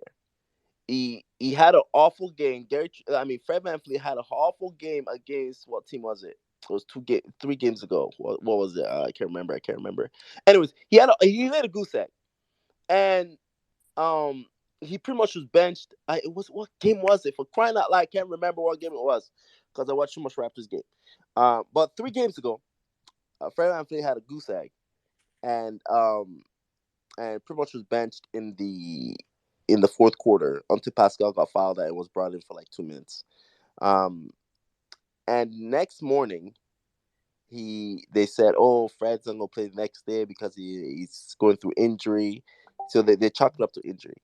Tell me how the game against the New York Knicks, the man's not injured. The man's playing a full 40 minutes, and then yesterday he plays another 40 minutes. So what is it? Is it an injury? Like what? Like why is there, when Fred has a bad game, they chalk it up to injury, and say, "Oh, he has a bad back," right? And then when he has a good game, "Oh, Fred is back. Fred is so and so." But the crazy thing about Fred is like when he runs and initiate our offense, it's all ISO. Man, people are standing still. He's doing his pick and roll. He's not even hitting. If the roller has an open pocket to pass the ball to, he wouldn't even pass the ball to them. He will escape dribble and look for his own shot. So our offense, when it goes to Fred and then to Scotty, is like Jekyll and Hyde. So luckily, Fred had a game where he had a good game and a bad game at the same time. How do you have a good game and a bad game at the same time? The man scored 39 points. He's minus, he was minus 23 on the plus and minus category. How does that make sense? So it just means that, like, the time where he's on and he's scoring, he's getting a scored. He's not, his defense is lacking. He's not getting, our offense isn't producing to the level which he should be producing. So, like for example, when in the fourth quarter, Fred had 2 fast breaks with Pascal running as his running mate. Instead of him dropping the ball off to Pascal Siakam, who is, I'm not tuning anyone's horn, is amongst the top 10 in finisher on fast breaks, he opted out to go for his own, and he got the shot blocked the first time, and he got the second time heavily contested. While Pascal just like dumbfounded, like, "Bro, fam, like, I'm taller than you, I'm more athletic than you. I can actually dunk this Well, garbage on the fast break." So he made a lot of horrible decisions, even though he had a good shooting outing. And so for me, his decision making is why we continually find ourselves in the hole in which we're in, because you can even see, like, in the fourth quarter when the game was well, super I close. let me ask you this question because, like, I think part of the issue is that you didn't play a backup guard. Not a Right. single reserve guard played a minute. So like, what are you expecting? Like, I'm sure you've been at work or even at home, right? And then, like, you're just kind of fed up. You need a quick break, a breather. But then, like, that breather doesn't come because, like, they're not putting in Malachi Flynn or Dotwin Jr. and like, you snap. I think he just snapped. Well, here's the thing. He had his breaks. Don't get me wrong. Like, he had his breaks because then what the coach does is he will take off Fred and then let Scotty run to point guard. So what's Oh no, happening is, I get it, but he's yeah, not getting enough break. Is what I'm saying. I totally 1,000% agree with you. But the thing is, Nick Nurse thinks he can hold our bench to the same standard as the bench of the 2019-2020 standards. Fam, your team's completely different. Give it up, bro. Like, you need to hold different. You need to change your bar and lower it that standard and allow these young guns to have runs. And the thing is, like, you have Milwaukee playing G leaguers and their bench, and we're still getting cooked. But here's the thing: Pascal wasn't having a bad game. Scotty wasn't having a bad game. Gary wasn't having a bad game. Why is it that we still lost this game? Because the Bucks played That's better as a that's team. that's exactly, that's what I'm Yeah. saying. And the It, Bucks are better. They, That's they, crazy. when Fred has the ball, you can see like if you guys watch that game, he just kept going for his own shot when there was like mismatches. Well, Like but to be he's crazy.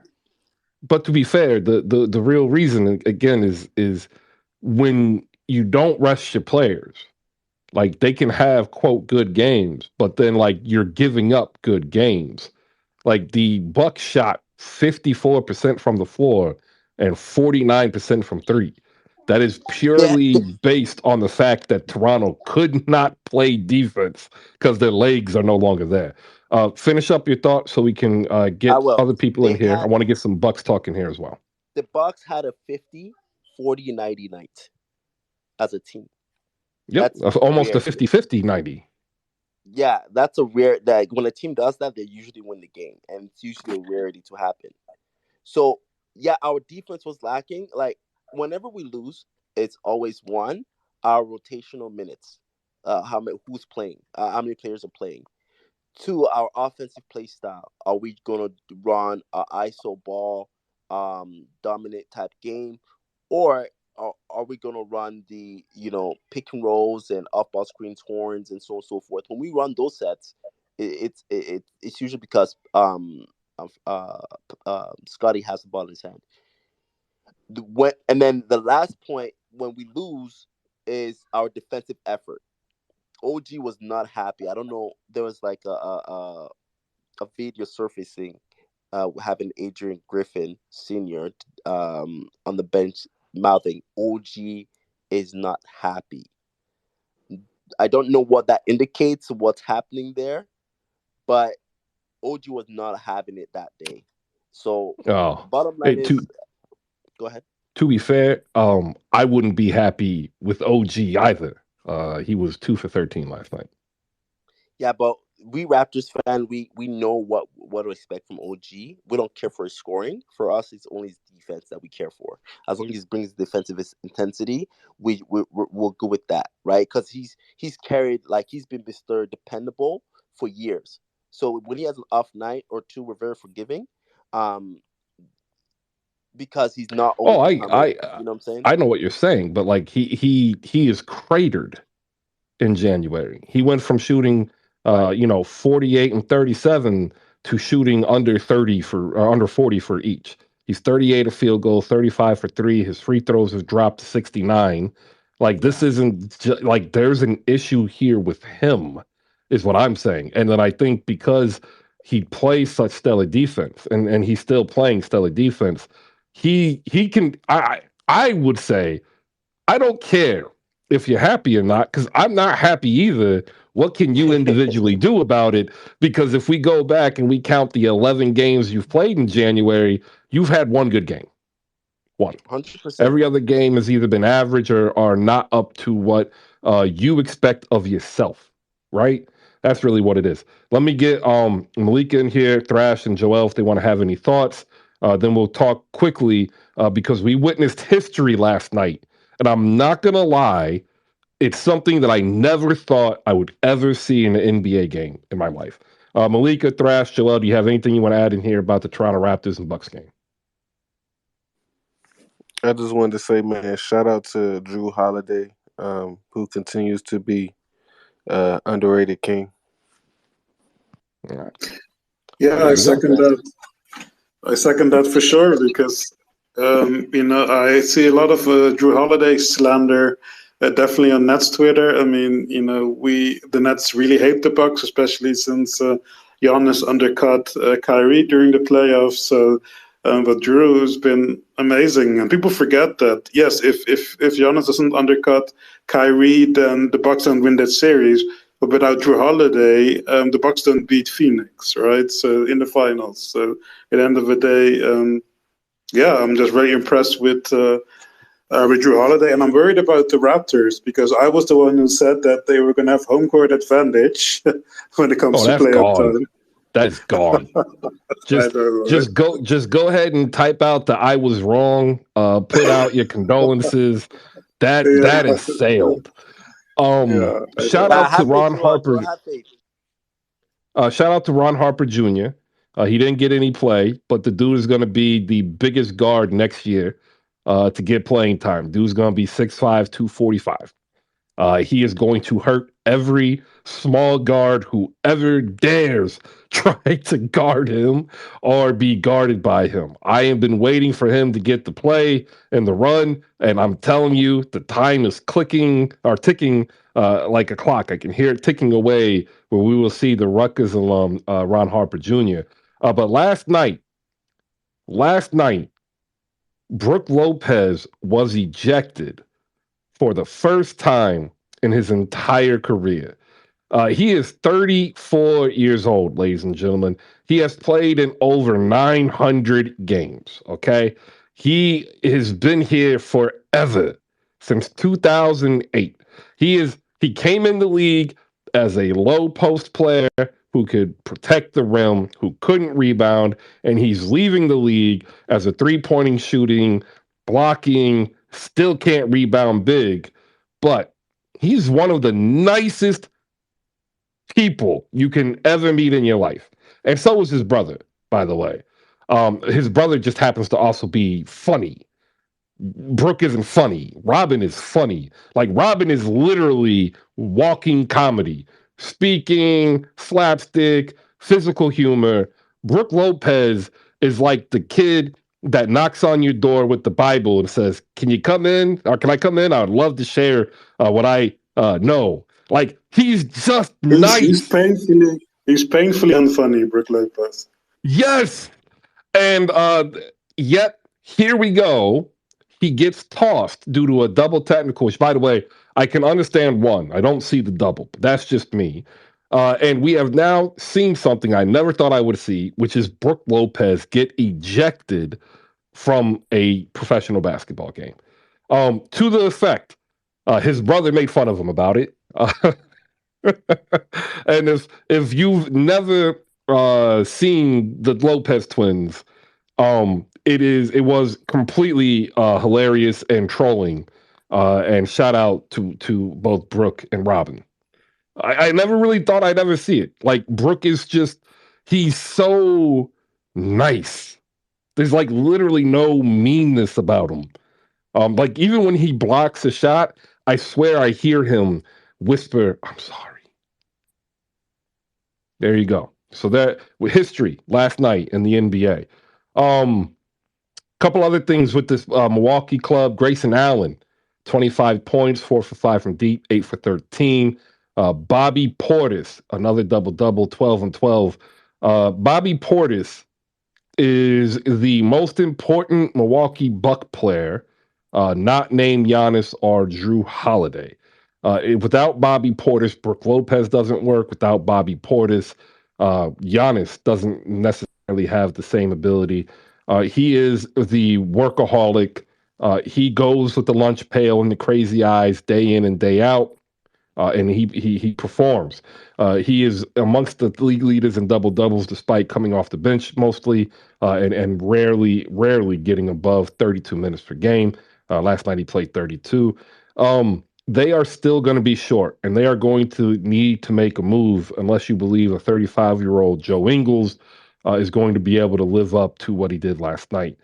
So I'm asking now, with Giannis with knee soreness, Chris Middleton, not really knowing when he's going to come back or how long he's going to stay. How many of you are now with me on my side when I say I think the Bucks are a really good team? I think the championship window is closed. Anybody? I disagree. All right, what you got? I think what I'm looking at with the Bucks is Joe Ingles coming back healthy off that bench when they get Chris Middleton back.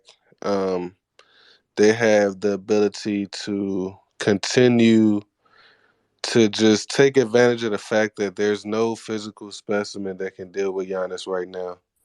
And defensively, what he brings to the table with everybody else, their ability to pass, and just it's too much right now. And they're shooting.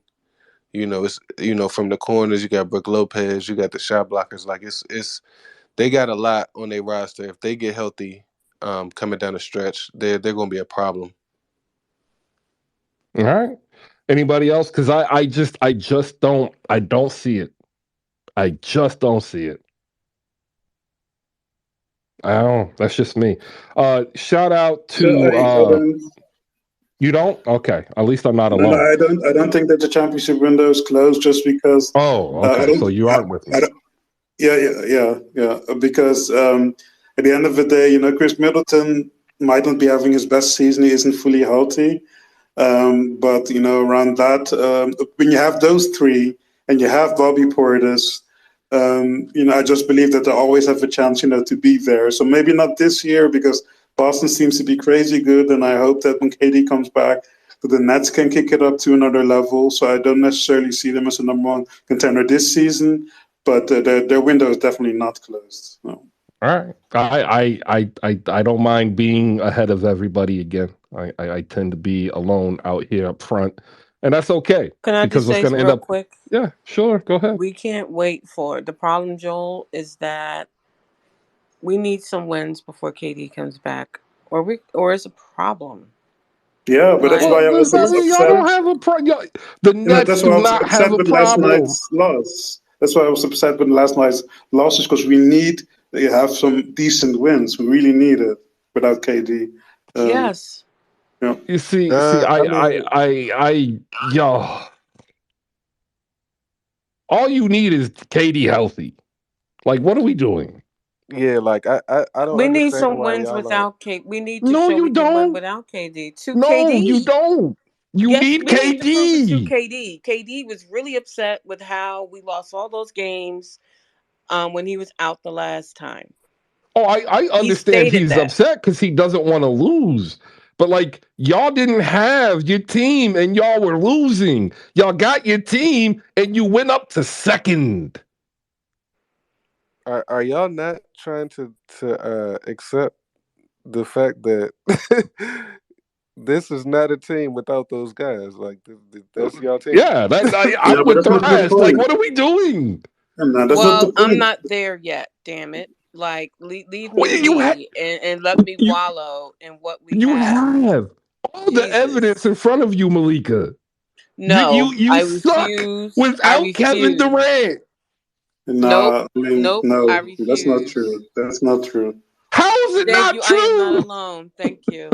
And Sean, Shout stay out Nick right down Claxton, there. I man. know you are Shout out Nick piping to Claxton, come up defensive here in a player of the gin, year. and I no. I'm beside myself because like I have Nets fans telling me that the Nets are supposed to be winning these games without KD, and I'm sitting here like how? No, but listen, like at the end of the day, if you have Ben Simmons, like you have Kyrie Irving, you have Royce O'Neal, you have Nicholas Claxton, you have Seth Curry, you have Royce Joe Harris, O'Neal. you have TJ Warren, you need to win a couple of games. You cannot tell me, the team, like San Antonio Spurs, a team like Detroit Pistons who were playing in a couple of games as well. Phoenix with a G League roster. These are all teams that you should beat. And more You importantly, look, that's what you're look forgetting, Chris. the Chris, problem is hold on. you're Chris, you're playing forgetting the Morris most and important thing. Watanabe. But listen, you're forgetting the most important thing. Just like Malika said, KD said he requested a trade for the large part because he didn't like not that we lost 11 games in a row. He didn't like that there was no fight left in the team, that it didn't seem to matter, and that people were not really fighting to get wins. He didn't want to But be part of a but this culture is like that. but If we're this going is to do the my same thing this but year, this do is you my think that KD problem is with going to that. be? Oh God, here comes Sean with his The, agenda. but Lord. this is my problem with that. And I'm a KD fan. Like I have people who DM me like, why are you caping for KD? Y'all are acting as if your bench is going to come up with 52 points per game when you don't have KD and Kyrie. It's just not gonna happen. The Kyrie's Yeah, just one game, man. And still, you should still beat the Spurs. You can still beat the Spurs without Kyrie. There is Come no on there now. I is no without shame in without losing to the KD, San Antonio Spurs in San Antonio. That's all I really want to say for now. Yeah, but yeah, The talk way we about did that as a last Knicks night, fan. yes, there is. Yes, there is. without KD, y'all are the Spurs. Like let's be serious. the No, we Like, are not. yes, you Thrash. are. The Worry you are about agenda. that 100 team you got over with there. We good over here. You ain't gonna be you comparing are us to no damn literally the Spurs Spurs. without KD and Kyrie. No, we are without not. without KD and Kyrie. Y'all are not scared of anybody. He went So, down that whole list. I didn't hit no yeah, hitters. let me ask a question. We'll get Sean and Get the Anthony hell out here of as here with well. that. Y'all are If crazy. Like, Brooklyn didn't have KD this year, how many wins are you putting Brooklyn for? More than the Shanghai Depends on Sharks. yeah, depends on who's going to take that money that KD was making. You Well, forget no, what no, he's I'm making saying a year. if he was out for the year at the beginning of the season, how many wins are you giving Brooklyn? That's the question because it ain't above 41. Okay, Like that's fair, KD I is, guess. yeah, KD is good for 10 wins on his own. Kyrie is supposed to be good for 5 to 10 wins on his own. And what we're finding out is KD is good for 10 wins on his own. Kyrie ain't. Ben Simmons ain't. Royce O'Neal ain't. Joe Harris ain't. Seth Curry okay, ain't. Marcus Morris ain't. I agree with that. I Yeah, agree with that. yeah. So if you don't have 52 points per game as well as a combined, I think 10 assists, as well as a combined 2.5 blocks, 2 steals, and like 11 boards, if you don't have that production, you are the San Antonio Spurs. Okay, No, but question, that I question, reject. Chris, Because the Chris, San Antonio question. Spurs are terrible this season. We're not Exactly. doing But that. also, Chris, do you think that without KD, that the Nets should go 500? No, Yeah, okay, not if then Kyrie's then not we playing. disagree. If Not Kyrie when is Kyrie's playing, playing. When Kyrie's playing, or should they be 500? if KD's out and Kyrie's there, yes, they should be good enough for 500. Okay, If then both you of should. them are out, you are the Yeah. San Antonio Spurs. I The And say no. here's go ahead, Sean. the funny thing is, you asked like what their record would be without of Kyrie and not Yeah. KD. We saw this in 2019-20. They were 2 games under 500. We've seen this already. The evidence is right there. The agenda So will agenda. the Different roster, Spurs, I different Sean, knew he was coach. going to say that. Go away, the Sean. Damn the it. the The the the agenda the, will attend. I knew you were going the to say that. Spurs shot 38% from the floor. They shot 21% from three. They shot 89 from the free throw line. The Brooklyn Nets shot 42 from the floor, 13 from deep, and 88 from the free throw line. How is not? I don't see how you don't see that. Hey, but who's the number one 3-point shooting team in the NBA? Who is the number one shooting team in the NBA? Like, what does that even Brooklyn. So matter what are in we this talking about discussion? here? What we talk? Again, Brooklyn The but is. you, What are Warriors. we but talking about here? see, The like you're Brooklyn Warriors. is. And KD is not our number one 3-point shooter. KD is not our I'm number over one the 3-point Knicks. I'm shooter. over the Nets slander. Can we move on to the next Yeah. game, There's no please? I'm slander. It's done with Like not this. slander. it's what it I is was just Nets wondering fans if y'all are not denying believing the reality. truth. We've got Eddie coming up here. We'll go to Sean real quick. Sean, good morning. I hope you are having a wonderful Wednesday. What do you have for us? And we're going to go down to Eddie real quick to get his thoughts on the Nets, and then we're going to move on to the greatness that was Joel Embiid and Doc Rivers last night. Sean, good morning. Good morning. Ooh. So first of all, it's ironic because I think it was last Wednesday when you were out and I filled in, and we had the Pascal Siakam versus Kyrie Irving discussion, and I was told I was nuts for thinking that this Oh, season, God. Here we right now, go. Pascal was better. I was because he's 50, Kyrie's 50, 40, 90. Kyrie is this, Kyrie's that. And then, as fate would have it, and I don't wish this upon anybody, Kevin is out for a month. And I'm like, all right, because my argument was Pascal Siakam has more of a load to carry than he's putting the numbers he's putting up. He has more of a load to carry than Kyrie, who is arguably the greatest sidekick of all time. Which is nothing wrong with it. It just don't make him bigger than he is. And since KD's out, do you know how many games they've won? I'll give you a hint. It's less than one. And now I'm hearing, and you know what's funny? You know why these people are delusional? Because they're the same people that talk themselves into thinking that they be able to rely on Ben Simmons in the clutch. And now your number one guy is out for a month. Your number two guy is injured. Oh, what a surprise! He's injured again because I don't think he's ever played 70 games in a season. And your third best player has hit one free throw since November 25th. But it's okay. Keep telling yourselves that you're a good team.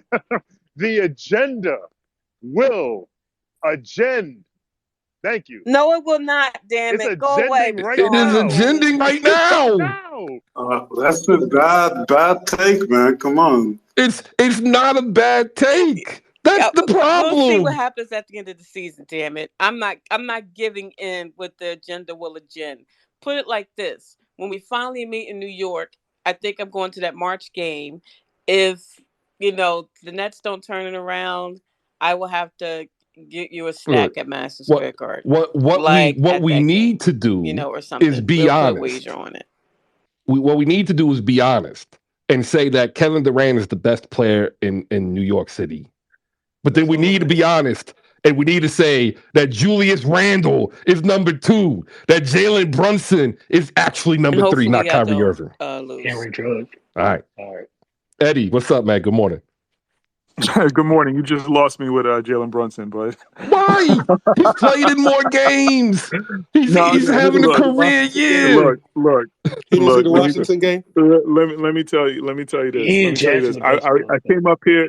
I came up here to agree with you, Chris, because if you're gonna tell me that KD and Kyrie are out, yes, the Nets are the Spurs, and let me tell you, I Thank No, don't. you. they are There's not. yes, they, Thank you. Malika. There's Yes, no they are. the talent on this team is literally comparable to the San Antonio Spurs because literally did you see how the guy shot yesterday without any I didn't watch the legit game superstars on the yesterday floor? because I was They could. hosting a room. There's a Yo, huge they broke difference between windows. shooting. There's a huge difference between shooting open threes with Katie and Kyrie on the floor and when guys are defending you, I and will that's what agree with Joe that. Joe Harris. I Harris will missed agree like with that. 5 open 3-pointers. What are we talking about here? Come on. They were missing. No, they shot horribly yesterday. Yeah, but Joe They shot Harris had horribly missed yesterday, open trees. TJ Warren missed open trees. Like I and understand that he and Kyrie take a lot of attention, but Seth Curry and Joe Harris missed wide open shots. no, Come on. but but if we're gonna take the last three games, if we're gonna take the last three games, even with Kyrie there, the shots have been harder. The shots have been harder. They haven't Fair been. enough. There have been games where literally KD comes up on half court and they're doubling him right away. Those little swing passes with open guys, those are gone now. You know what I mean? And I think we have to be a little honest. We're not that great without the two guys. I mean, the Nuggets fans would not be mad if Jokic went down and he lost games. They'd understand what it is. Same thing with Brown and Tatum. If they went down and the Celtics lost, nobody's gonna judge the Celtics based on those guys two being down. So I think the Nets fans can say the same thing. Yes, we want to hold afloat. We want to stay afloat. We want to try to win these games. These are some of the games we lost to the Celtics and we lost. I forgot who the last game was before the Oklahoma City. Spurs. And Oklahoma's been beating good teams. So there haven't been any real slouches on the schedule besides this team yesterday that we Man, could say, okay, we're Oklahoma's gonna come not a on. good team. Thank No, you. Oklahoma's no, I no, was not a no. gonna good They've say team. been. that. No, did you see the teams Whoa, they've beaten? that's No, no. funny. I'm saying. Have you seen the teams that they've beaten though? Bad teams beat good teams all the time. Yeah. OKC is not a Um. bad team. Okay. Except that they are right. Like the issue I have with OKC is that I think a lot of people like they are the Atlanta Hawks Okay, I this can't hear. year. It's Chris talking, and I can't hear him. Yeah, I'm talking. Yeah, he's Yeah, yeah he's he's talking. talking. You Yeah, Talking. might have I to hear go. him. You might have to go You down I and hear come might have back. to reset. I'll leave and come back. um. They have a great player, and that great player is buoying what this team is. And SGA is a great player. He's just not a great point guard. Um, I, the question's up there. Who you got? Jalen Brunson, Kyrie Irving. Vote, retweet, get it out there. you go Because I now. Come You, on.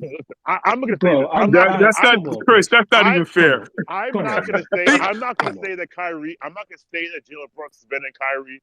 But there's no way Jalen Brunson has a chance in this argument because of all the casuals that are like, oh, tween, hezzy, tween, Kyrie. So it doesn't.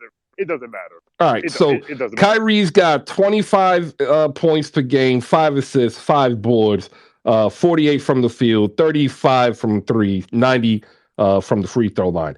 Jalen Brunson, 22 points, 47, 39, 85, 6 assists. Defensive metrics are still the same. Like Chris. what? And I would still take So Kyrie Irving I know easily. you would. better. I know Stats you So would. players, Chris, guys' stats are better.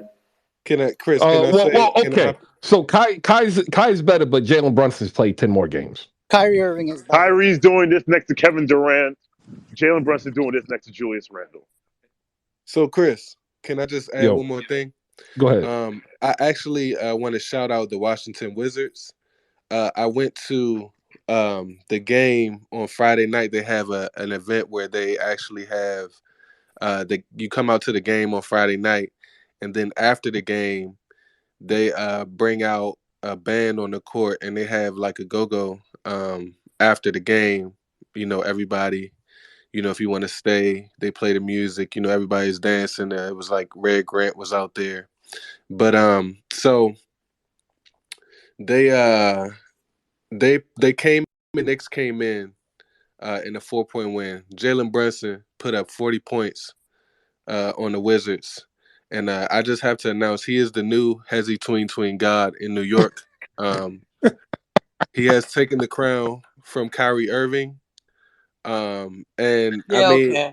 if he wants a rebuttal, He has the greatest handles in the game. Sit down.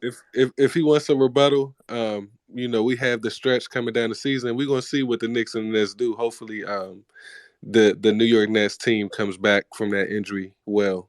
Hey, look, I'm gonna be That is fair. I'm a some Nick. I'm a Nick nastiness fan. here. I'm a Nick fan, but Kyrie is better than Jalen Brunson. Stop. Like, All right. Well, What y'all said, Thank Scotty. I you. Hold feel on, hold on, bad hold for on, hold you. on, hold on, hold What on. he's it's saying, I true. think I'm what not Chris gonna is lie. saying I'm is not that gonna it's lie just closer. because It's I'm a Nick closer than fan. you think. But most of y'all said Scotty Barnes ain't better than Listen, goddamn Chris Closer listen, Paul. than listen, what? Get the fuck out of listen, here. listen, listen. Deshaun, I'm not the gonna. agenda is not.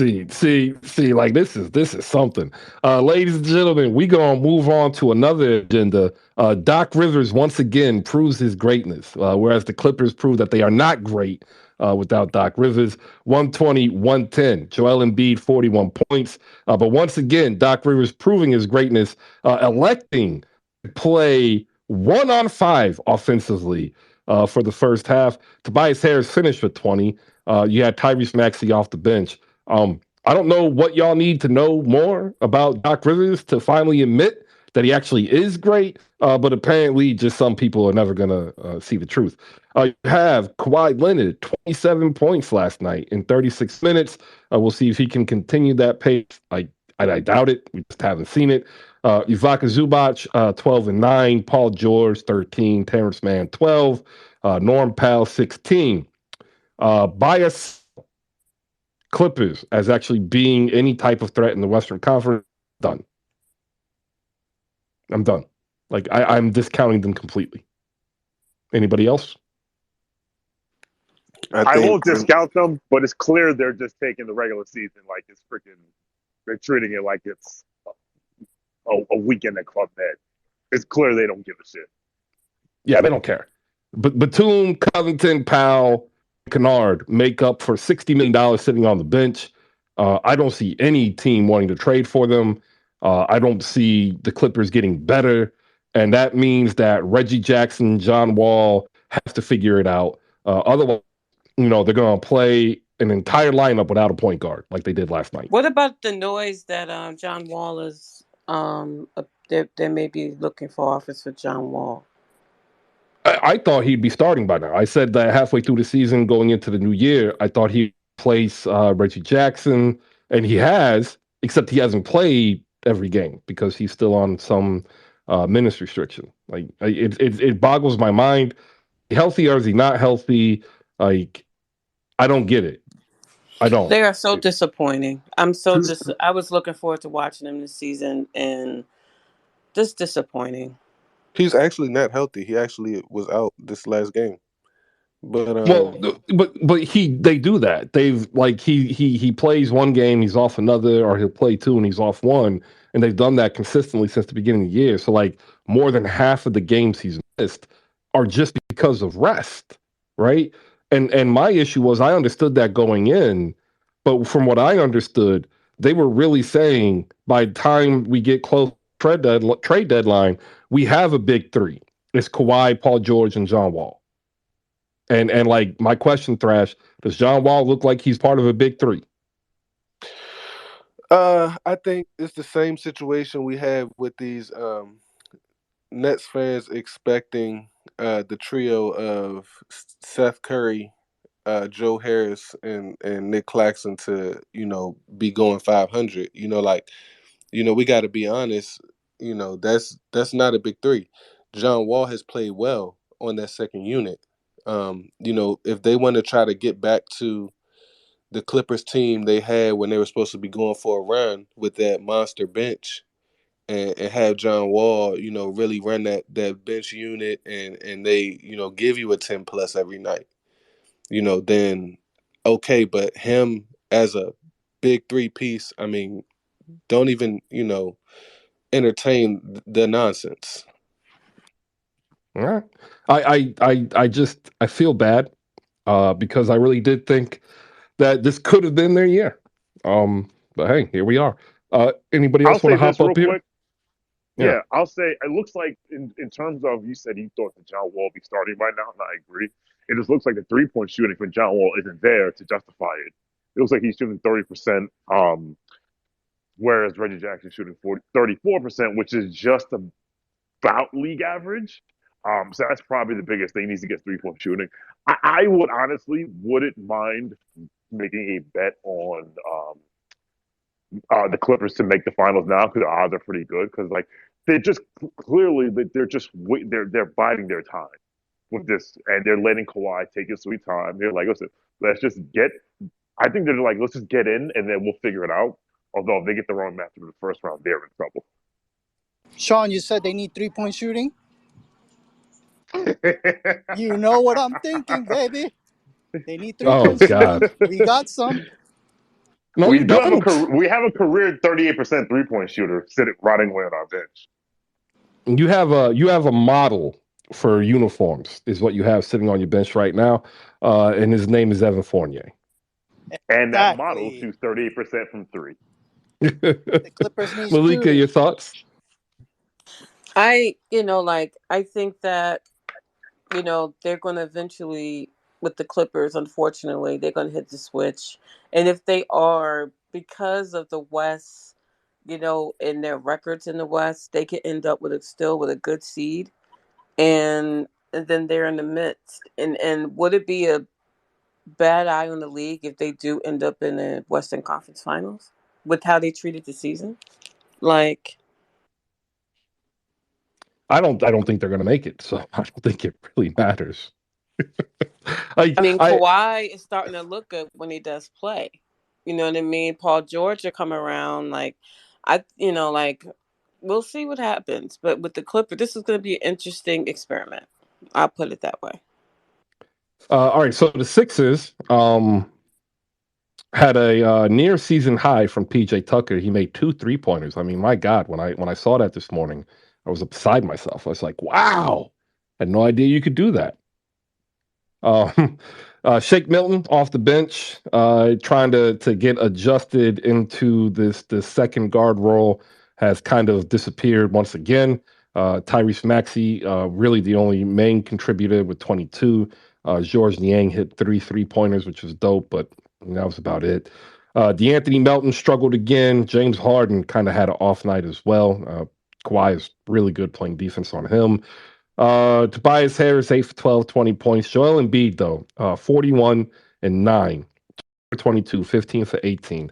A couple of Philly fans got kicked out of a Sixers group chat, too, by the way. This is hilarious. I just don't see an MVP for Joel Embiid, but I actually do see some marked improvement from the Sixers in regards to their shooting. Buy or sell the healthy 76ers as a legit title contender. Anybody? So Mm. I don't like that. None of y'all are buying? I'm Nope. not buying. Definitely not. Duke I'm got a not better buying it. chance of winning the national title than the Sixers. Let's say that. Yeah. All y'all Easy. hurt my feelings. You wound me. Y'all Easy. over here crying about KD and I Kyrie. believe And no, I believe in a healthy Joel Embiid. I believe a healthy Joel Embiid. If Joel Embiid could be healthy and not be winded by by that time of the year, um, but it all rests on Joel Embiid because James Harden is not consistent. Um, I do like Tyrese Bingo. Maxey and some other pieces, but I'm not, like I Joel Embiid is. It depends on how healthy Joel Embiid is. I all like right. Niang. I do like the pieces y'all have. I just don't see them beating Boston in a series. I don't But see with her, anybody beating Boston right now in a series, to be honest. By the time we get to that point, with what Malika said too, um, in the history of championships, NBA championships, I don't remember many being won by one guy. Um, Yeah, there's only and there's only a handful. yeah, and the second guy that she's talking about, his reliability in the playoffs, has come into question many times. All right. but if I you can think get prime James Harden for the playoffs, it depends on who's surrounding Joel really and what they're bringing in the playoffs because he can't do it by himself. He needs consistency from the rest of the team. Like, what do you think, Chris? You're the six. Can the Sixers string together something to a run through the playoffs? yes, they can. Although I am not gonna lie, I had them capped out at the Eastern Conference Finals.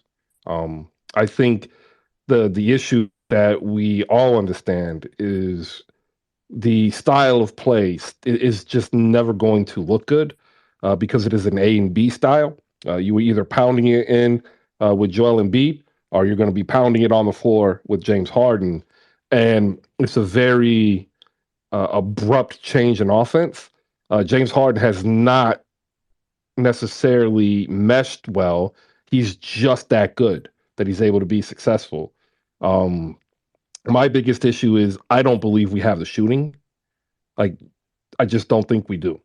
So it's going to end up coming into like having a healthy Joel Embiid being able to average 34, 35 during the playoffs with 10 boards, 4 assists. It's going to take probably a double double average from James Harden, 18 to 22 with 12 assists. And then it's going to take 20 points from Tobias Harris because like Brooklyn's going to get 50. Like they're going to get 50 Can just you from really two depend players. on 20 from Tobias Harris? Well, that's the issue. The answer is no. And so what ends up happening is Philly then puts out three players that make 50, while like Brooklyn does too. Boston puts out two players that make 56. Philly puts out three, and we just don't have enough shooting to make up for the overall volume that both Harden and Embiid uh, provide together. And it, without the great perimeter defense that we really had last season, it makes it even worse because it's gonna be ugly. Although I Chris, will. Chris, What's up? What? can I say that this is the point where you would have to say that you'd have to rely on the greatness of Doc Rivers? Thank you. Absolutely. And like it's shown. The greatness of Doc Rivers has shown. They are 8-2 in their last 10. They are now third in the East, and they've done it without drama. Zero drama. And mind you, I've never been on this boat when you first stated it, and you literally brought me over to the dark side. So I got to commend you for that one. All see, like so, a well-known journalist said, "Dude, what are you doing with this Doc Rivers thing?" Like for a minute, I thought you disliked the kid, like with the guy. Like it's not that I dislike him. I don't really agree with his coaching. It's not my preferred philosophy. But when you look at it, like he's great. Wins 60+% of his games for 2 decades. What do you want? And like he's going to get you there How to many where the players have to championships does execute. he have? He has more championships than Mike D'Antoni. Yes. He has more championships than Isn't James the Borrego. NBA about championships? Not when you're coaching.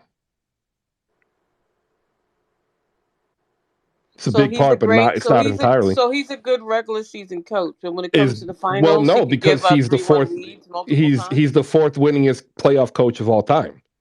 Like, is Don Nelson not a great coach? How many times has he given up a 3-1 lead in the playoffs? I'm sorry, was he out there playing? Like, Don Nelson was the winningest coach, right? Like, nobody ever says Don Nelson wasn't great. I would just like to say it's very difficult to get a 3-1 lead in a series.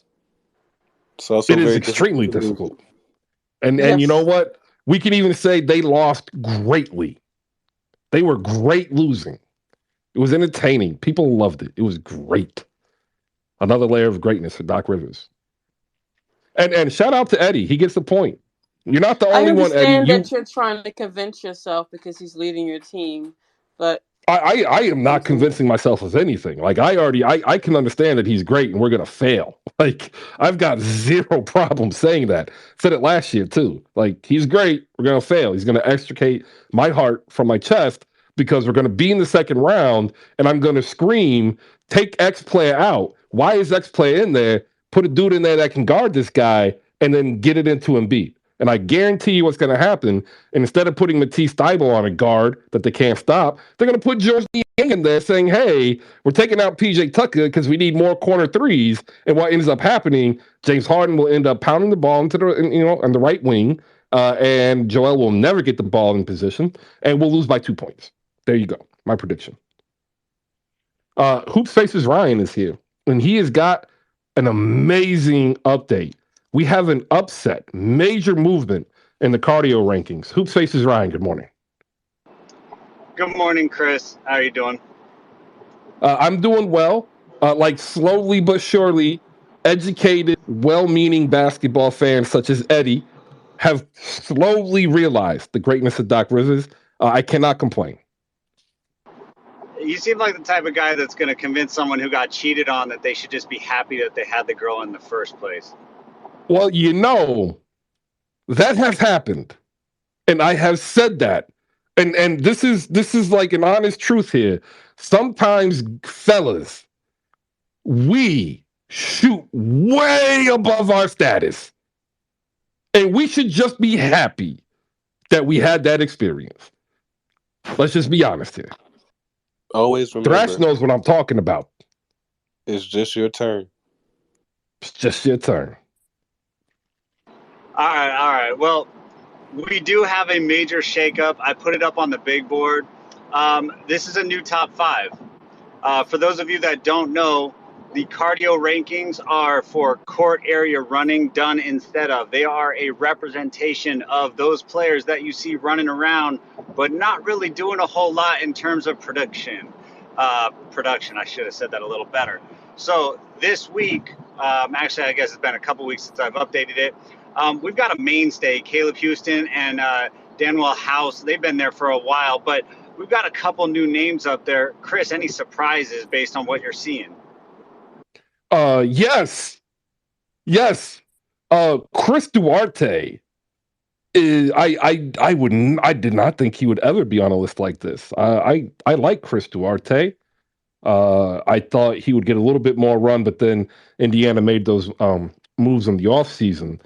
I don't know what is wrong with that. Like, has he just forgotten how to play? And then I remember a whole bunch of Toronto Raptors fans telling me that Christian Koloko was the dude. Like, we had Vision 6'9" plus a legit 7-footer, future defensive player of the year award winner in Christian Koloko. And now Christian Koloko is just barely better than Juan Hernan Gomez. That was the one that when I saw that pop up onto the list, I thought that was going to make a few waves. Now, Chris, each time I release these, I ask you kind of a similar question. In the top 25, there is a team that has more players than any other team. Do you want to take a stab at what team has the most players in the top 25 of cardio rankings? So, what team has the most players kind of running around doing nothing? Ooh. I mean, I really want to say Charlotte. But like Houston, they are actually doing stuff. It's just bad. Detroit's doing stuff, but it isn't bad. They're just young and not good. Orlando's doing stuff. You know what? I'm gonna go with a surprise. Okay? I'm gonna go with the Phoenix Suns. Ooh, that would be a pretty decent guess, but would it surprise you if your own hometown team was the one with three players in the top 25 more than any other team, the Philadelphia 76ers? Mm. I mean, no, because we already have the immortal PJ Tucker. And Daniel House, I knew was always going to be in the top Your 10. favorite player, PJ Tucker, is your favorite player. You know, he might be my favorite player of all time. Very well, may be. I enjoy any professional athlete who can snooker a 8-figure deal. Props to you, sir. All right, so there's an interesting thing that comes when I do these rankings, and that is I can inverse them and look at the most productive players per minute, the ones that aren't really just running around doing nothing, they're actually producing per minute. And I found something interesting. We generally know that, you know, the Lukas of the world, the Embiids of the world, the Jokic, the Giannis's, those are all super productive. But I found a little surprise. Luka is the number one most productive player per minute for, you know, as he's running around. But number two in the league will shock you. Do you want to guess who the most shocking player to me would be as the second lowest cardio ranking or best cardio ranking, however you want to look at it? Number two behind Luka, a surprise pick. Who do you think that might be? Um, give me 30 seconds You can play because, music. well, no, yeah, sure, I'll play some music. Yeah. Um, So my rankings that I do are somewhat similar for positive, and Luca is number one in mine. Tatum is two, and Jokic is three. But I'm starting to think that you are trying to finagle and get this hard question here. I'm gonna go with Julius Randle. That is incorrect. The second most productive player in the league per the cardio ranking is SGA. Uh-oh. That's Shea Gill's season? Yeah, I just find it funny that like with all of this rapid rise in production and efficiency, the team can't take advantage of a weak West. I think what's really happening there is the cardio ranking is looking at on floor production, and because it's not looking at wins or anything like that, the dude produces. He puts up stats, he puts up counting stats, and he, you know, every minute he's on the floor, he puts up more counting stats, and so that's what matters for this particular metric. And Sam And it, Presti's putting the team on the floor. I mean, who you know? All well, right, if any, oh, go ahead, Chris. SGA is 14th on my list, and yes, Sam Presti put it together. Um, your best player, the best talent your best player needs to have is making the other players better. Don't see that from him yet. No, I and that mean, look doesn't at count counting stats. So if we want to talk about OKC, the player that makes everyone else better is Josh Giddey, who was injured to begin the season. So with Josh Giddey coming back, now getting healthy, you see him getting back into playing form. They're actually a lot better as a team than they've been playing, where Shea Gill has just been kind of carrying them the beginning of the year with just being so dominant with his scoring, especially around the basket. I think he was like top three in points in the paint among all players, not just guards. So Oh yeah, no, he's phenomenal. I've said this before. My issue is that I think once again, the position that Oklahoma City as a team is in, they're not. They as a team aren't doing what they should do. This is a down year for the majority of the West. Phoenix is down. Portland is down. Lakers still down. Warriors are down. Jazz are down. Like, I just gave you what, 6 teams? They had to sneak in to the 10th seed. That's my issue, right? Like, I love the production, and Ryan already said it. It's just not on countable stats. Your best player's best ability better be making everybody better. And that's a lot of B's, but it's a truth. And this is also a team playing without the number 2 pick in the draft. So I mean, it's not even just the injuries. Like this team is literally like guys that would be in the G League if not for these injuries are coming out and playing. I mean, Jalen Williams had what, like 4 out of 5 games, putting up 20, something Well, like that. let me ask you it this way: could there be also an element of teams not playing hard against the Thunder?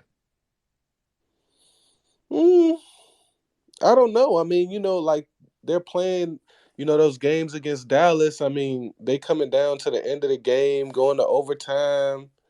They're playing. They're beating team. They're beating good teams. Like I don't see how we.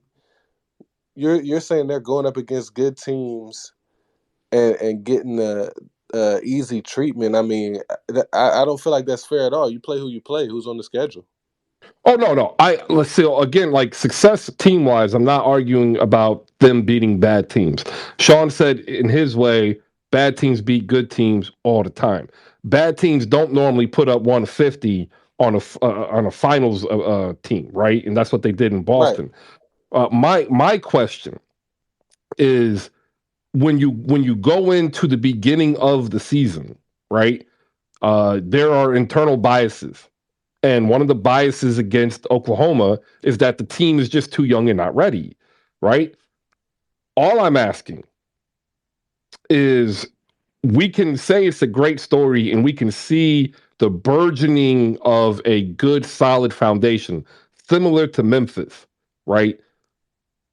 But just like Memphis, when they had that down year in Ja's rookie year, people discarded the competition subconsciously. So like you go in not playing your best. And this is where like the coaches have to say we need to take all of them seriously, right? And then what ended up happening is about a week before Christmas when people actually started getting hurt across the league is when they started really shooting off. And if you look back, I think it was around the 15th or 16th when they started winning. They went on to win, I think, 14 out of the last five, something like that, or 12 out of the 17, something like that. And my issue with that is Phoenix went down, Golden State went down, Portland went down, Utah went down. Like all these teams lost. Like Utah dropped from 3 to out. Minnesota dropped. Golden State dropped out of the top 10. Portland is now out the top 10. Phoenix is out the top 10. Somebody has to get these wins to be, but the Oklahoma City Thunder are at the same present position as good as the Los Angeles Lakers. Which is what? Anybody here think the Lakers are a championship team? I mean, I'm with asking. AD, Stop. with AD. Hell Well, no. so Hell no. here you go. You have Oklahoma City at a 47% win clip. And the Los Angeles Lakers are at a 45% win clip. But the one thing we can say is the Lakers didn't have AD. And if the Lakers had AD, are the Lakers at 45%? I don't think so. I think they're at 50. Can we bring If back the bubble? If Phoenix doesn't lose Booker since Christmas, are the Suns 21 and 24? No. No, Portland. If Portland doesn't lose Damian Lillard for 9 games, is Portland 21 and 23? Probably not. no. So if that's the case, then we would be looking at Oklahoma City being third from the bottom.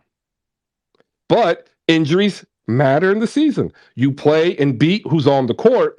That doesn't mean I can't say and sit there like you're still a year away. Yeah. I'm not disputing that, but I'm just saying they are even with the injuries, even without the pick and with where they're supposed to be as a team, they've outperformed that by a lot to me based on what I've seen from them. I've seen a lot of good play from them. I agree. I think their win total at the beginning of the season was like 24, and like they're on pace now to get like 38. That's 14. That's amazing. Like that should be celebrated. That is really good. And I don't think Chet Holmgren being healthy changes that much this season either. That's just me. Not a knock on Chet. More so, an issue with the NBA. Bigs have a harder time coming in and adjusting, especially when you're going to go from a buck 95 to 205, going up against maybe 220, 230, going into legit 6'9", 260-pound dudes to 7'1", 270. So like there would have been a steeper curve, I think, for Chet to be effective, as opposed to Walker Kessler, who comes in 7'1", 250, and physicality wise, already ready to bang. Oh, for sure. Yeah, Still, that's a like, historical thing. That's a historical thing, Chris, where bigs have traditionally always taken longer to develop. Definitely. I agree with you 100%. so it's not like I actually, and I like what Sam Presti has done. I think Sean said this yesterday. We're going to get to the point, and it's probably this offseason, where there's going to have to be a give. You cannot make all these selections. You do not have the roster spots. Even if you let everybody walk who can walk, you still don't have enough for the next season. So, like, we'll find out in the next 3 weeks what Sam Presti actually thinks of his team. Because to be honest, Sam Presti, and if SGA is playing this well, you have to ask yourself, what can we get to make this work? Because you can't introduce another guard, because then you're gonna mess up the flow and rotation of SGA and Josh. Do you get a small forward? Because then you might mess up Lou Dort. You know, the only other things we know you need are power forward and centers, because you're starting a 6'6" dude at power forward and a 6'7" dude at center. Like, it's just unreal. So like, what can they do? What is available to really shoot them up? And I just don't see anything available this season. What do you guys think? And that's what I was saying as far as for Chet, even not even just being this super great player, but the rim protection that he would provide would help their team a lot in terms of their needs, actually. But you know, I think, like you said, they're a year away, man. They got a lot of nice young talent, and we'll see what happens with the draft. One thing that is a positive note, though, is they've been able to stay close to 500 in the conference. They're 10-12. Previously, they would be like 5-20 at this point. So like to pick up the extra in conference win, good thing. But it also highlights the fact that the conference itself suffered like a month of just garbage.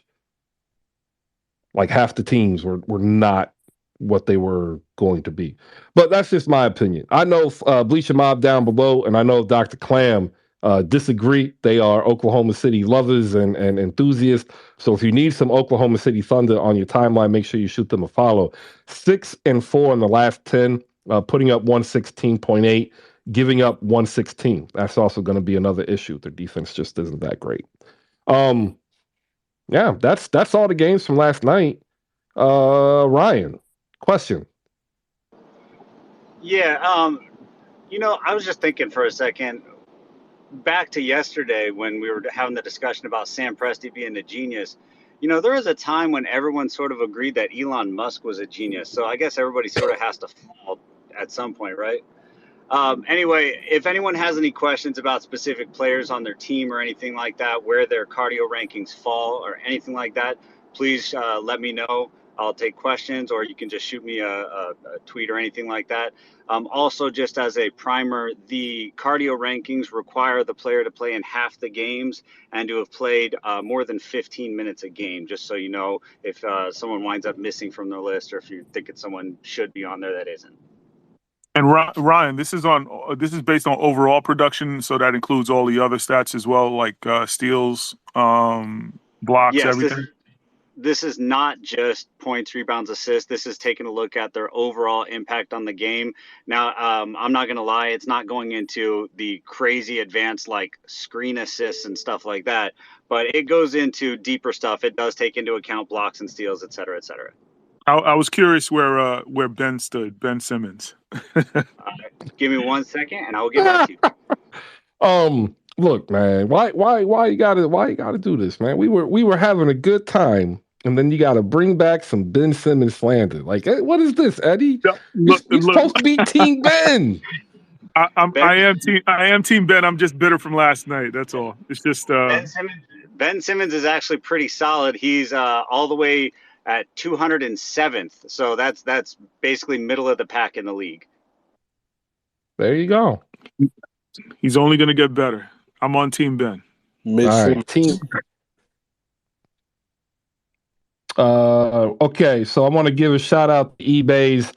He's got a tweet out here. Let me share it. It is from Bleacher Report. New Year's resolutions for the NBA is about buckets. Here are the 40-plus point games in January. This is ridiculous, by the way. Absolutely ridiculous.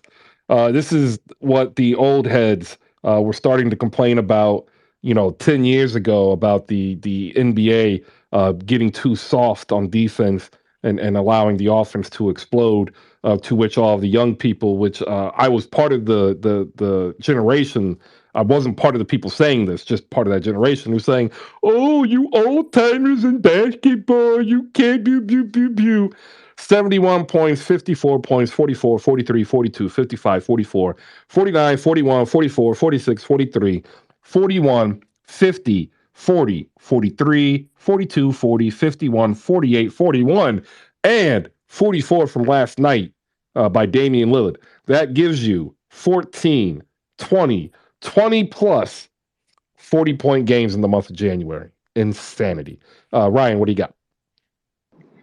Sorry, but I was looking at this Ben Simmons ranking, and I started looking at the players around him, and I found this to be kind of an interesting grouping. The players grouped around Ben Simmons, check this out. Right next to him is Marcus Smart, and right on the other side of him is Sengun. So I'm kind of curious. Do you guys think that Ben Simmons performs around the same in terms of productivity as Marcus Smart and Sengun? Yes, 100%. Absolutely. 100%. Rocket fans don't like that. You good, man. Don't be stealing that, Eddie. That's Ryan's. He created that. We gotta keep that here in house. Don't be trying to steal that. I got my own. I love the stat. Yeah. That's an awesome stat. If you do need to steal it, it is available for purchase. I'll just put that out there. We ain't gonna say no to a good negotiation. Negotiations are the fruit of prosperity. Because if you're at that position where you're negotiating, that's the thing. Shout outs down below. We're halfway through the third hour. I have yet to do a read this morning, so I'll do one now. We are brought to you in season 2 by our sponsor, Slam Goods. You can head over to slamgoods.com and you can purchase a gift as we get close to Valentine's Day for the lover of basketball in your life. You see what I did there? Yeah, I'm going to give myself a point halfway through the read. If you head over to slamgoods.com, you could use promo code HoopSpaces. You'll save 15%, which will help you buy chocolate. Oh, wow, look at that. Another one for Valentine's Day. So I know for a fact that many of you have significant others. And I know for a fact many of your significant others are actually basketball fans. And if they're not, then you can drop the hints for your significant other to head over to slamgoods.com and use promo code HoopSpaces to save 15% on the NBA apparel or collectibles that you want. Yeah, look, I did that too. Man, I'm covering all the bases here. And then Once you get it, you can take a picture and say, look what I bought with the HoopSpaces promo code, of which I saved 15% over at slamgoods.com. And as always, if you miss any of the show, you can always head over to YouTube and check out the HoopSpaces YouTube channel. You hit subscribe, and you'll be able to catch every single show in its entirety unedited. Somebody actually asked me, this is a producer, he was like, why do you do this? You could do this and do this. And Ryan, by the way, yelled at me at one time. He doesn't yell at me, but spoke very sternly in a fatherly way. And I said, it's because everybody else is doing it. You cut out, certain things because it sounds good, but you lose context. And I don't want to lose what you say in context and have people think differently of what you say. So powered by audiolabs.io, allowing creators to repurpose their spaces. Head over to audiolabs.io to see how they can help you. Playback TV is offering a cool new way to earn money if you are a creator. It's hosting watch parties. We'll be getting back to that. So hopefully, not next week, maybe next week, but definitely the last week of January, we'll be starting that where you can come on in and we'll actually watch basketball together. And you can ask me, questions about anything, basketball, life, basketball, why peanut butter and jellies are horrible. And I want to give them a shout out because they've been very patient, especially after I went down with the flu because I was originally going to start 2 weeks ago. But it's a new way to experience basketball, very similar to what we do here every day, just over there. Also, news coming. I'm not, I keep teasing this, but I'm really teasing myself more than I'm teasing anybody else. And hopefully we get that soon because I would very much love to break, really good news to you. Down below, if you could do me the favor, in the chat box, tell me what you like most about this show. All right. That way I can tell other people why people listen to this show. Kind of works out and helps me and helps you. Helps us get better, helps me lock into where we need to go. All right. Super long read by this standard. It's been a really good day. Uh, we've got games tonight. We'll get into that. But first, we missed out on yesterday's last take. So I want to make sure that we get some people's takes here. So if you have a moment, please raise your hand. Give us what your take is. Like we've talked to Joel, Eddie, and Thrash, but I also want to hear from you. And I also want to give a shout out down below to a dear friend of mine. We met on Clubhouse. I told her there's a vision here. She's followed, and she is going to be one of the next stars of Social Drop in Audio. That's my girl, Reese Rebel 31. That's the handle. That's Nat the GM. We are back, baby. So You Think You're a GM. Saturday, 4 p.m. Is back. I am sick and tired of half of y'all's trade machine posts. Y'all just don't do it right. And those who think you are doing it right, you need to come to So You Think You're a GM so we can laugh at you and vote on whether or not it is actually a good trade. And that's the spice of life. That's what Nat the GM provides. Make sure you shoot her a follow. Hopefully she can pop up here. All right. Shout out to Breeze. Shout out to Nightingale, CT Pittman, Santa Rosa, Coco, Zach, Julian, McKenzie, Nate. I see you every day, all day when you pop up in here. I cannot thank you enough. Shout out to Jackie down below. She's the latest one who's put her hoodie that she picked up on the HoopSpaces merch store out there on the timeline. So if you've ever purchased anything, that also helps. That really does. That helps. And by the way, we're gonna redo the website and have your pictures up there with the gear. So like definitely helps. All right. We'll go to Thrashed. We'll get his final takes of the NBA. Bonkai's hopped up here. Maybe Joel's still here with us. Eddie's here. And if you're down below, really, now's the perfect time to raise those hands. Thrash, take it away. My take is something we discussed yesterday, sir, and I stand by Danny Ainge's performance as a top 3 GM in the modern era, along with R.C. Buford and Bob Myers. All right, so we are in a group chat together, and he had asked a question. Now he added some stuff today. I don't really care, but he added stuff today about modern NBA. But give the question that you asked in the group chat, and then we will go around the room because I said no, hands down. I said no, like not even in 3 seconds. I said no. I can't remember what the question was, but I will say, give me somebody who's made better moves than Danny Age since he started in Boston. All right. Give me your Um. GMs. Well, I'm gonna try to. I'm going through the. All right, here we go. I'm never going to say GM I've seen has been better than Jerry West. But that being said, though, Danny Ainge got to be damn near close. And I said no. He's not on that tier. R.C. Buford, Pat Riley, Bob Myers, James Jones. You could add Jerry Krause as well in that if you want to say modern NBA for GMing, because that actually was the beginning of the modern NBA in terms of free agency and contract signings. You could even make an argument if you are a stat head, right? If you are a pure 100% analytic person for both Sam Presti and Daryl Morey. I tend to only add Sam Presti. I think Daryl Morey is a little overrated. That's just me. So there, I gave you what, 5, 6? Your list is Light valid. work. Yeah, light work, man. Like, now, what did I say was the main qualifier? Is because with Danny, it was situational. He was a Boston guy. He was not going to get fired. He was going to have all the time that he needed to fix the mess. And then I also said it's a lot easier to fix the mess, right? To come in and clean it up. I'm sorry, to clean up the mess than fix the mess that you made. And that's what he did. He came in to clean up the mess as opposed to fix it because he made it. When he made the mess and tried to fix it, what happened?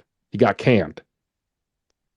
And he didn't get canned. He quote retired to spend time with family and then got hired by Utah. Well, they said my thing is all his moves fixed the situation though. That's all I was saying. Well, no, the first time he did, he cleaned up the mess that was Boston, right? Took advantage of Minnesota, took advantage of Brooklyn, right? Or New Jersey. Was it New Jersey or Right, Brooklyn right, at that time? right. They were But then they were Jersey. after that, he squandered the draft picks mostly. The players he signed in free agency didn't pan out, and Gordon Hayward due to injury, and Kyrie Irving due to be Kyrie Irving. Didn't make any substantial trades, right? Because nobody was trying to deal with him because he was always trying to get over because he got over on Brooklyn. And it got to the point where even Brad Stevens basically said out loud the quiet part. Like, I'm coaching the best I can. I'm not getting the guys I want. Afterwards, Danny was gone. Brad was elevated. And now we see Boston on the precipice of competing for a decade after Brad cleaned up after Danny. So my thing is, it wasn't even really more so. My focus wasn't on Boston. It was on the fact that like this summer they had a guy that averaged 14 points on a max contract. He was able to trade that guy for 4 number 1 picks, 4 first round picks, and players. And one of the players that he traded back for is actually better at the one skill that the player he's trading is. Like, that is the most insane fleece I can remember. Like, I but can't but remember. but let, let's ask it this way though: was that really Danny Ainge being great, or was that more so Danny Ainge taking the advantage of the opportunity of the Minnesota GM being bad? And by the I'm way, just I'm saying, a fan whatever of the happened, Minnesota GM. Like, he's from Baltimore. Like, I'm a huge fan, Thrash, but he screwed the pooch on this one. it's like I don't know how it happened. It's like a supernova, like an explosion. Like, it's just a lot of things happening at one time. and it's hilarious and amazing. But that it's just crazy. Like I think about that trade sometimes. Like it just pops in my head. I'm like, wow, he really got away with that. Like that's insane. So Tim Connolly is the GM for the Minnesota Timberwolves. And he's a rather young GM. And first off, shout out to Usai Najiri. I'm gonna tie this in here. Don't worry.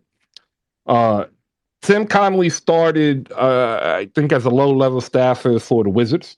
Then he got hired to go to New Orleans. And you have to understand, once you get your foot in the door, you kind of can stay within the realm of the league, right? Mark, the trainer, Sifu, he comes up and he sometimes like, why don't you get on this NBA train? Like, one, nobody's ever reached out from the NBA out, not talking league office, talking about individual teams, because it's very secular. Like they're very within their own bubble, within the bubble of the NBA. So it's kind of hard to go into that bubble. But he got hired by the Wizards. He gets over to New Orleans, and he gets to New Orleans about the time they start the rebuild. Then he goes to Denver.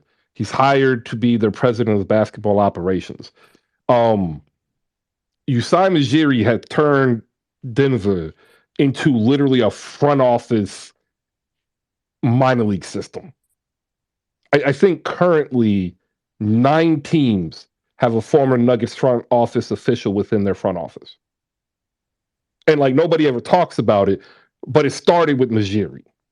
And since then, teams have always gone and taken a part of Denver. And what I think happened is Connolly was put in a position where he said, "Hey, my ownership group wants to compete. We have a sale that is wrapping up.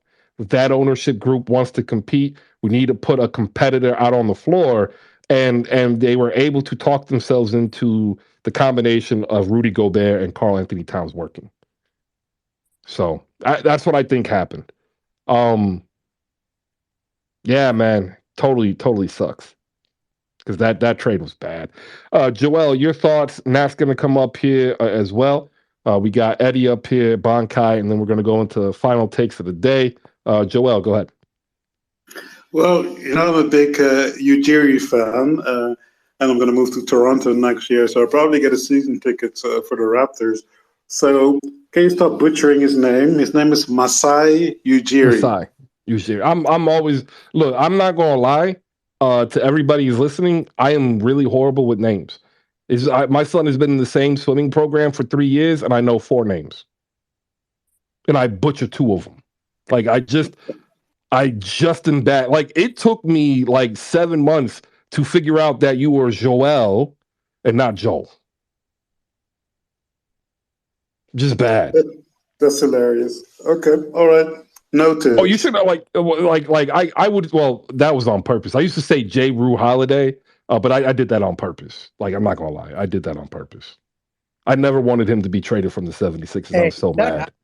sometimes people are just bad with names. It's natural. Well, for me, it's the closest I get to ADHD. Like that's literally the closest I get. Everything else about me is fine, but I share that trait with people who have ADHD because they also struggle with names. When it comes to your voice, when it comes to your face, I'm on it, and then I'll even know your name. But land, if someone just tells me your name first, yeah, we're screwed. But go ahead, finish your point, Joel, and say the name again so I don't butcher it because I almost butchered it again. Masai Ujiri. Masai Ujiri. Yeah, I'll Yeah. still butcher it. I'm sorry. That's literally all I wanted to say. Like I called him a genius. I think on one of the previous spaces this season, you said I don't know if he's a genius, and right now I don't know if he's a genius either because what's going on in Toronto, I have no clue. So I take it back. Maybe he's not a genius. Who knows? Yeah, I like the genius talk. I mean, it's very difficult. I don't really particularly prescribe to most GMs being geniuses. There are very different views of basketball. None of them are incorrect, unless well, I shouldn't say that. None of them are incorrect. Mitch Kupchak is a great general manager for the Charlotte professional basketball team. Um, I'm gonna get dinged for that one. I can already hear it right now. But then I think what happens is when you get a team like Toronto or Dallas with Dirk, or even Milwaukee with Giannis, that interrupts basically what can be considered a life cycle of a generation. Extra praise is kind of given to them. And I've made this argument with like Doc Rivers, and this argument isn't a Doc Rivers argument, it's actually a league argument. We went through 20 years, essentially, where it was either the Spurs, the Warriors, or LeBron James, right? Um, Majiri was the leader of the team that broke that trend. Dirk Nowitzki was the leader of the team that broke that trend. Giannis was the leader of the team that broke that trend. Those are the only three teams that existed within the 20 years of San Antonio, Golden State, and LeBron James. So we view Kyle Lowry more because he won that championship. We view Toronto and Majiri more because of that championship. We view Giannis and Milwaukee more or higher because of that championship. And we view Dirk and Dallas higher because of that one championship because of the sparsity of competition at the top level. So to say that he was a genius, I haven't really seen him change or alter the landscape of the league. I've seen him be successful. I've seen him create a system where others are successful, and I've seen others going through his system be successful. Great businessman, great acumen, extremely intelligent, very great in terms of negotiation. But Sam Presti's changed the league. Sam Hinkie changed the league. R.C. Buford changed the league. Bob Myers has The changed the process? league. Yeah, because you know what Okay. we're seeing? Like people, like we never saw the end of the process because Sam Hinkie was fired, but we're seeing what it would have been in Oklahoma City. Imagine a major market team with the draft capital Oklahoma City has. That's what Sam Hinkie wanted to do. Perpetual competition via draft assets, which he viewed as a arbitrarily devalued asset. So you don't believe that the lottery changes have like kind of drastically skewed that approach now? We don't have enough data. We're still years away from really seeing if the changes in the draft lottery and the draft process has any type of impact on anything. And actually, to be honest, if Victor and Scoot are as good as people say they are, this year won't be a good barometer either, because we would have two potential generational players being drafted. So, like, if you look at the history of the draft, you can name the generational players from 20 years ago because they're still playing, right? LeBron, KD, Steph, Giannis. We could probably add Jokic up there once he wins. I think he's generational. We can add Luka if he gets up there. I think he's generational. But like that's pretty much it, right? Like, am I missing people? Anybody? Hmm. Dun, dun, dun, dun, No, dun. I don't think you missed one. Yeah. So like if we use that same type of logical deduction, and we put it to GMs, what GMs altered the league?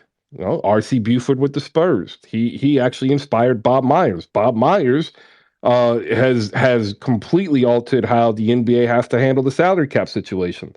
Like they part of the issue there might be a lockout is because of Golden State's success, right? Sam Hinkie changed the entire way the league views analytics from a front office standpoint.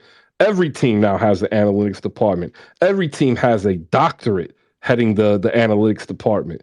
And then you look at what Daryl Morey and Sam Presti did. Well, they took it one step further, right? It's a beautiful game, but let's be honest, there aren't as many geniuses in it as we want to believe. That's all. No, that's facts. A lot of really good people, just not geniuses. Otherwise, like Neil O'Shea, I mean, He stinks. But the moves by Danny Ainge though, that's what I'm saying. Like, I can only I feel like the draft is kind of luck because like you may get a high pick, you may not. But like what you can do with what you have as far as like hires and trades, I mean, he did come in there and hire Doc Rivers. So I mean, you can't say that was a bad move. well, you can't because it's Is that never a is bad that move. what makes him is that what makes him a top GM because he hired Doc Rivers? It's never a bad move not to hire greatness. No, it's not. Doc Rivers is great. I'm just, I get it. I just like, you know me and where I stand. I just the Danny I Ainge know. love is always weird to me. I'm just like, Well, man, get no, just Well, no. we're going to spend this last 5 minutes dedicated to you. Thank you for being able to pop in. I'm excited as we're getting ready for another season of So You Think You're a GM. I know that like myself, you actually you take this rather seriously. We want to pretend in real life that we are GMs and we make trades. Tell the people below and for the people who are listening, what we're going to be looking forward to come this weekend. Yeah, so actually for the first episode, I have to actually kick it off Friday, just for the first one at 9 o'clock. So 9 p.m. is actually when we're gonna do the first one, and then after that, sorry, my bad. And then after that, the following week, it will be. Can you guys hear me? Yeah, we Okay. got you. Then after that, the following week, it'll be Saturday, 4 p.m. And then we'll continue on until we get to the deadline. Um, Shaking things up a little differently this year. We're going to basically see how basically we're gonna have a team. So we have the Lakers first. Lakers are a hot topic, this year because 1 minute, they look like, I don't know, Kaka, I guess, and then the next minute, oh, they're playing good. Westbrook, we love Westbrook now. Do they just need a trade? Did they just one player off? Do they just need some role players and they go on a run?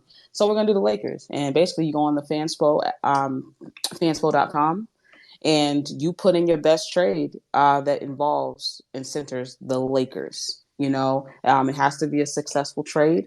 We are going to vote on the trade in the space. So basically, the community is going to vote, and I know there's going to be some terrible ones, so you will be talked about and everything. But if your trade goes through, by the trade deadline, there is a prize for you. Last year, people got autographed pictures from Luka Doncic. Someone got headphones, like AirPods. It's something else, but yeah. So those are the kind of prizes that you can win if you just do a realistic trade, and it A actually real a trade. real one, not the pipe dream. I'm talking about the real trade that you thought about. You understand how the money works. It's successful on the app, and then it goes through. And we did have one like that last year. He may have been a player off, but that person did get a prize because he was only off by, I think, like a pick or a player, but it was spot on that it had happened. Was that JB? I believe so. Was that JB's trade? Yeah, Or I think it was it was JB. JB's trade. Yeah. So and it happened, So essentially, that's how we're gonna do it. We have a different team per week. Like I said, Lakers are up first because they're hot. We might do Brooklyn next, but I will always let you know midweek so you have time to prepare. Come in with your trade, you screenshot it, put it up in the jumbotron, and you're gonna explain it, talk about it, and everybody's gonna throw some questions. You're gonna get a lot of flack for it, but it's gonna be fun. It's always fun. It sparks a lot of conversation about even currently what's going on in the NBA. And yeah, so it's So You Think You're a GM. So come be a GM with me. First episode Friday at 9 p.m. Thanks, Chris. Yeah, and don't worry. No problem. If it's really egregious, it will be here too because Yes, we will definitely want the we got to do laughers. the recap. Um, have to. Like also one of the other things that I enjoy about this is for a lot of people, you actually become a better fan. Yes. So shout out to you because I remember when we first met, and I've told this story a couple of times to a smaller room. Um, Nat was so adamant about getting her point across that I and our friends Lenny, Sam, we had to be like, whoa, we're with you. Yeah. That's how good Nat is. And I say it this way because one of the reasons why I've tried to do this the way I've done it was because I wanted to honor Nat. I want to honor Malika and what their voices are, and like every other woman in sports, because like it's rough out there. And to see what you've done is amazing to me. So what I want to know though is what are you wanting to do next for year two? Beyond So You Think You're a GM? Are we going to get our Celtics breakdown videos? Are we going to try to pop up this Celtics championship run, on the weekends maybe? Like, what can we do to make Nat successful in the year 2023? Well, thank you for asking that. I really want to do more spaces this season, as far as, and it's broad. I really would like, to do a space that's maybe a couple nights a week, maybe 3 nights a week. I represent, the Boston side. Someone can be a Lakers fan, someone can be, a Milwaukee fan, a Philly fan, and get that diversity. And really be able to just have some night spaces, because sometimes night spaces can lack, and you kind of got to jump around. So I would look forward to doing something like that with the right people. We all have different personalities, and can bring that to the space, and just have a good time in a good basketball discourse. And yeah, so that's really what I want to do. I focus on one space. I haven't done as many spaces this year as I did last year, but I'm hoping to change that, so we can go on the run for the playoffs and everything, and really have a night space to get talking. You own the morning, Chris. I understand that, so I'm trying to own the night essentially.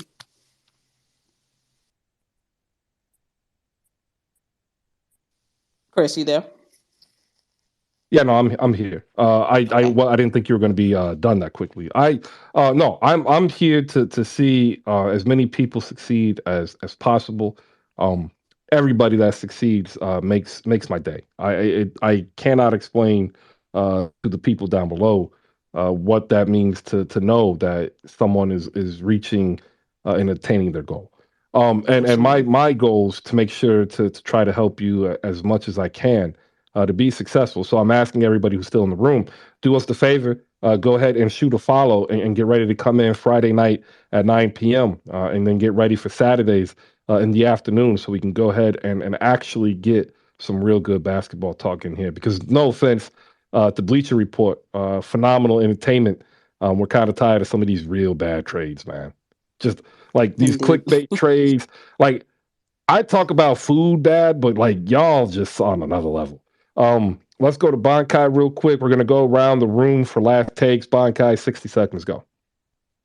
Yeah, I'll try to set a reminder because I got some spicy Evan Fournier, Cam Reddish, trades. We just heard Nat tell us that we gotta make sure it's a trade that's gonna work, and you just want to open up Evan Fournier. I just want to start chaos, so I have some spicy ones there.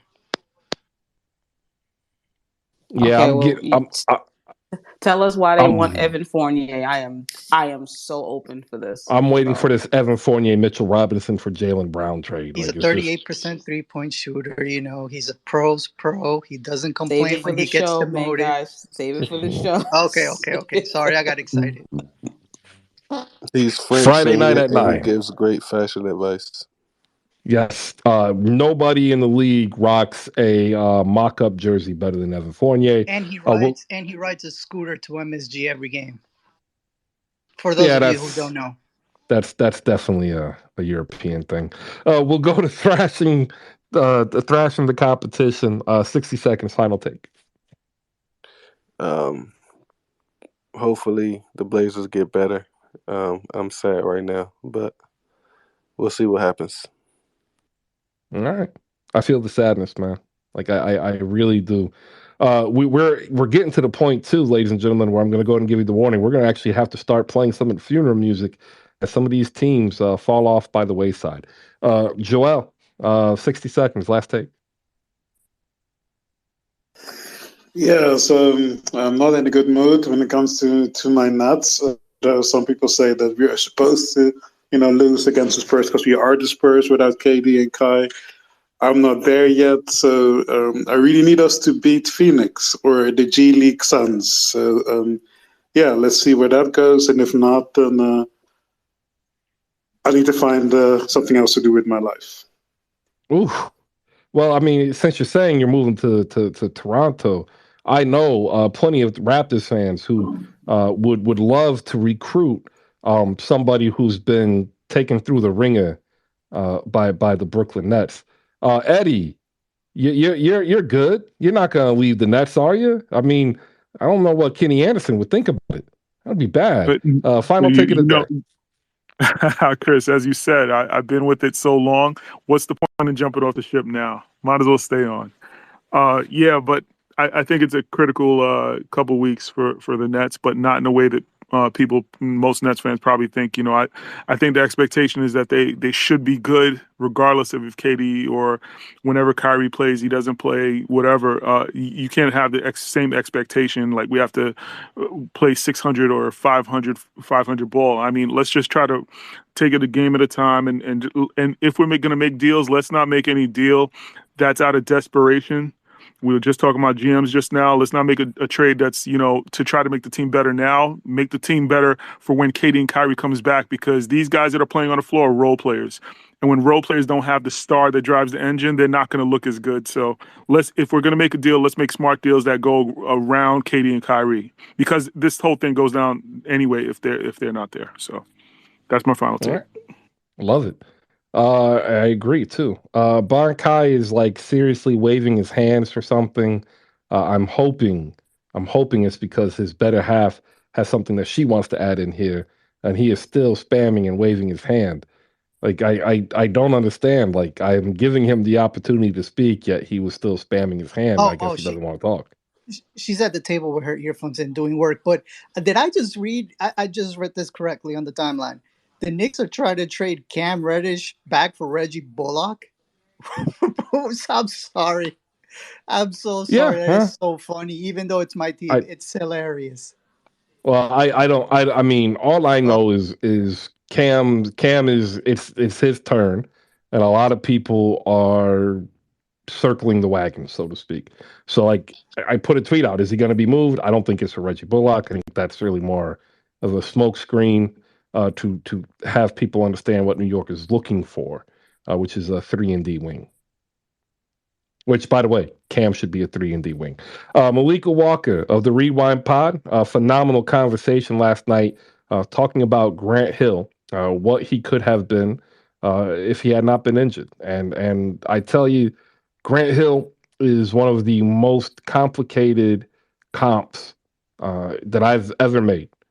He was like a 90% here type player. He could be a driver 90% of the time. He could be a mid range scorer 90% of the time. He could be a facilitator 90% of the time. And he has a unique skill set. And it's very hard to give a comp. One of the comps that was given last night was LeBron James. I wouldn't go that far. My biggest comp was a better Brandon Roy. I thought when I watched Brandon Roy that he was going to be the closest thing to the next Grant Hill, and then unfortunately injuries derailed his career as well. But Grant Hill and Brandon Roy for me will always be two of the top 5 players. What if due to injury? So if you have yet to listen to it, you can definitely shoot Malika Walker here a follow and check out the Rewind Pod and listen to it just like a podcast, because that's really what it is. Malika, thank you for all the work you've done over the last 2 years. I'm looking forward to seeing what you're able to do in 2023. Final take of the day. Final take of the day. Thank you, Chris. Final take of the day. I enjoy being in the Hoop Spaces community and providing the content that I provide with the Rewind Pod. But I put out a thread this morning on Maya Moore tweet in the Jumbotron. So, you guys can check that out and like it and retweet it if you feel like, it's good content you would like to do that on your timeline with. But I just think she was one of the greatest women players to play the game. And it's, like I knew she was coming back, but to have it officially happen, can officially give her flowers. She was my favorite. And I'm going to miss seeing her on the court. My next space would be right now. I'm thinking of Mahmoud Abdul-Rauf space to review his film Stand that's coming out on Showtime on February 3rd. So that'll be my next space, and then my space will be February 7th. So check me out and have a good day. All right. Big shout out to JP the franchise. In December, I spoke with him saying, "Hey, this is one of the things that I want to be able to do here." And it dealt with YouTube. Ryan, who faces Ryan, he's very good at what he does. And we were talking, and I just don't have the bandwidth to do everything that I want to do. And so when I was talking with Justin, I was really impressed on what he's been able to do and build on YouTube. And I went to him and I said, "Hey, I have a problem, and this is what my problem is. My problem is I want to get content like you are already doing, where we are here, because I believe that there's an ability to build something here that isn't readily available. There's some other apps that do this. FansView is one of them. They do a phenomenal job. But in terms of a living embodiment of a community of basketball fans, I don't see it. NBA Reddit is probably the closest to what we are. We are a verbal NBA Reddit, which is hilarious because I don't even go on NBA Reddit. I don't even know how to work Reddit. Um, Today, he put a reaction video up overnight, and in less than 12 hours and 4 minutes, it has 1,000 views. Right?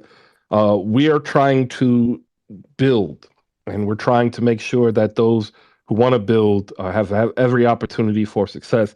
And I wanted to make sure that I took some time out to show what success looks like for JP, because he really came aboard without any questions or hesitations after talking, and he's done phenomenal. So if you're down below, you've heard me say it before. If you are a fan of a team and you want to be able to share that passion, we have a place for you here. 5 to 8 minute reaction videos, or if you even want to consider writing. It's not hard. It's really not hard. The hardest part about it is starting, right? But once you start being able to work it in, our goal is to make sure that if you have a dream, that you have a chance to actually chase that dream. Similar to the way that, I'm chasing mine. With that, like, there's also going to be changes coming as we take the next step towards, I guess, what could be considered mainstream legitimacy. There's going to be some cool things ahead for us. So if you haven't yet, make sure you subscribe to the review. The link is pinned to my profile. If you do support the cause, by all means, please subscribe. Be a paid subscriber, because if I can get enough, then I don't have to do the NPR style. Because I'm not gonna lie, either tomorrow or Friday, I'm gonna say, hey, there's some stuff that I need to get done. If you can help out, I'm gonna ask for a handout. Or instead of doing it that way, you can say, you know what? For 2 years almost, I have been entertained and informed by this community, and I would very much like to support it at $5 a month. That's my ask. All right, I'm going to leave the show asking that, and I'm going to probably ask tomorrow so that we can get a couple of things done so I can set up Hoop Spaces for 2023. With that, I'm going to hit this button and we're going to get out of here. 13 minutes of overtime ain't bad. I need to get that tightened up. We got to get closer to the hard out at 1 p.m. Wink. That just means other things are coming. Shout out to slamgoods.com, our sponsor for season 2. Without their legitimacy either, it would be a very different path that we would take. But they've been in this room and they've heard us talk and have conversation, and they really were impressed, and that's why they are a sponsor. So please, by all means, head over to slamgoods.com and find what they have for you as a basketball fan, whether it's a bobblehead, a Funko Pop doll, a digital subscription. There's something there for you, and you can use promo code HoopSpaces and save 15%. I would personally suggest check out the pickup card game. Save yourself $3.75 and pick up a proper cup of coffee by picking up the pickup card game. Yeah, I like that. That was a tongue twister. Back tomorrow, 10 a.m. Great basketball tonight. I'm not going to go over. It's a full slate. It's a lot of games. The review will be out by 7:30. Peace out.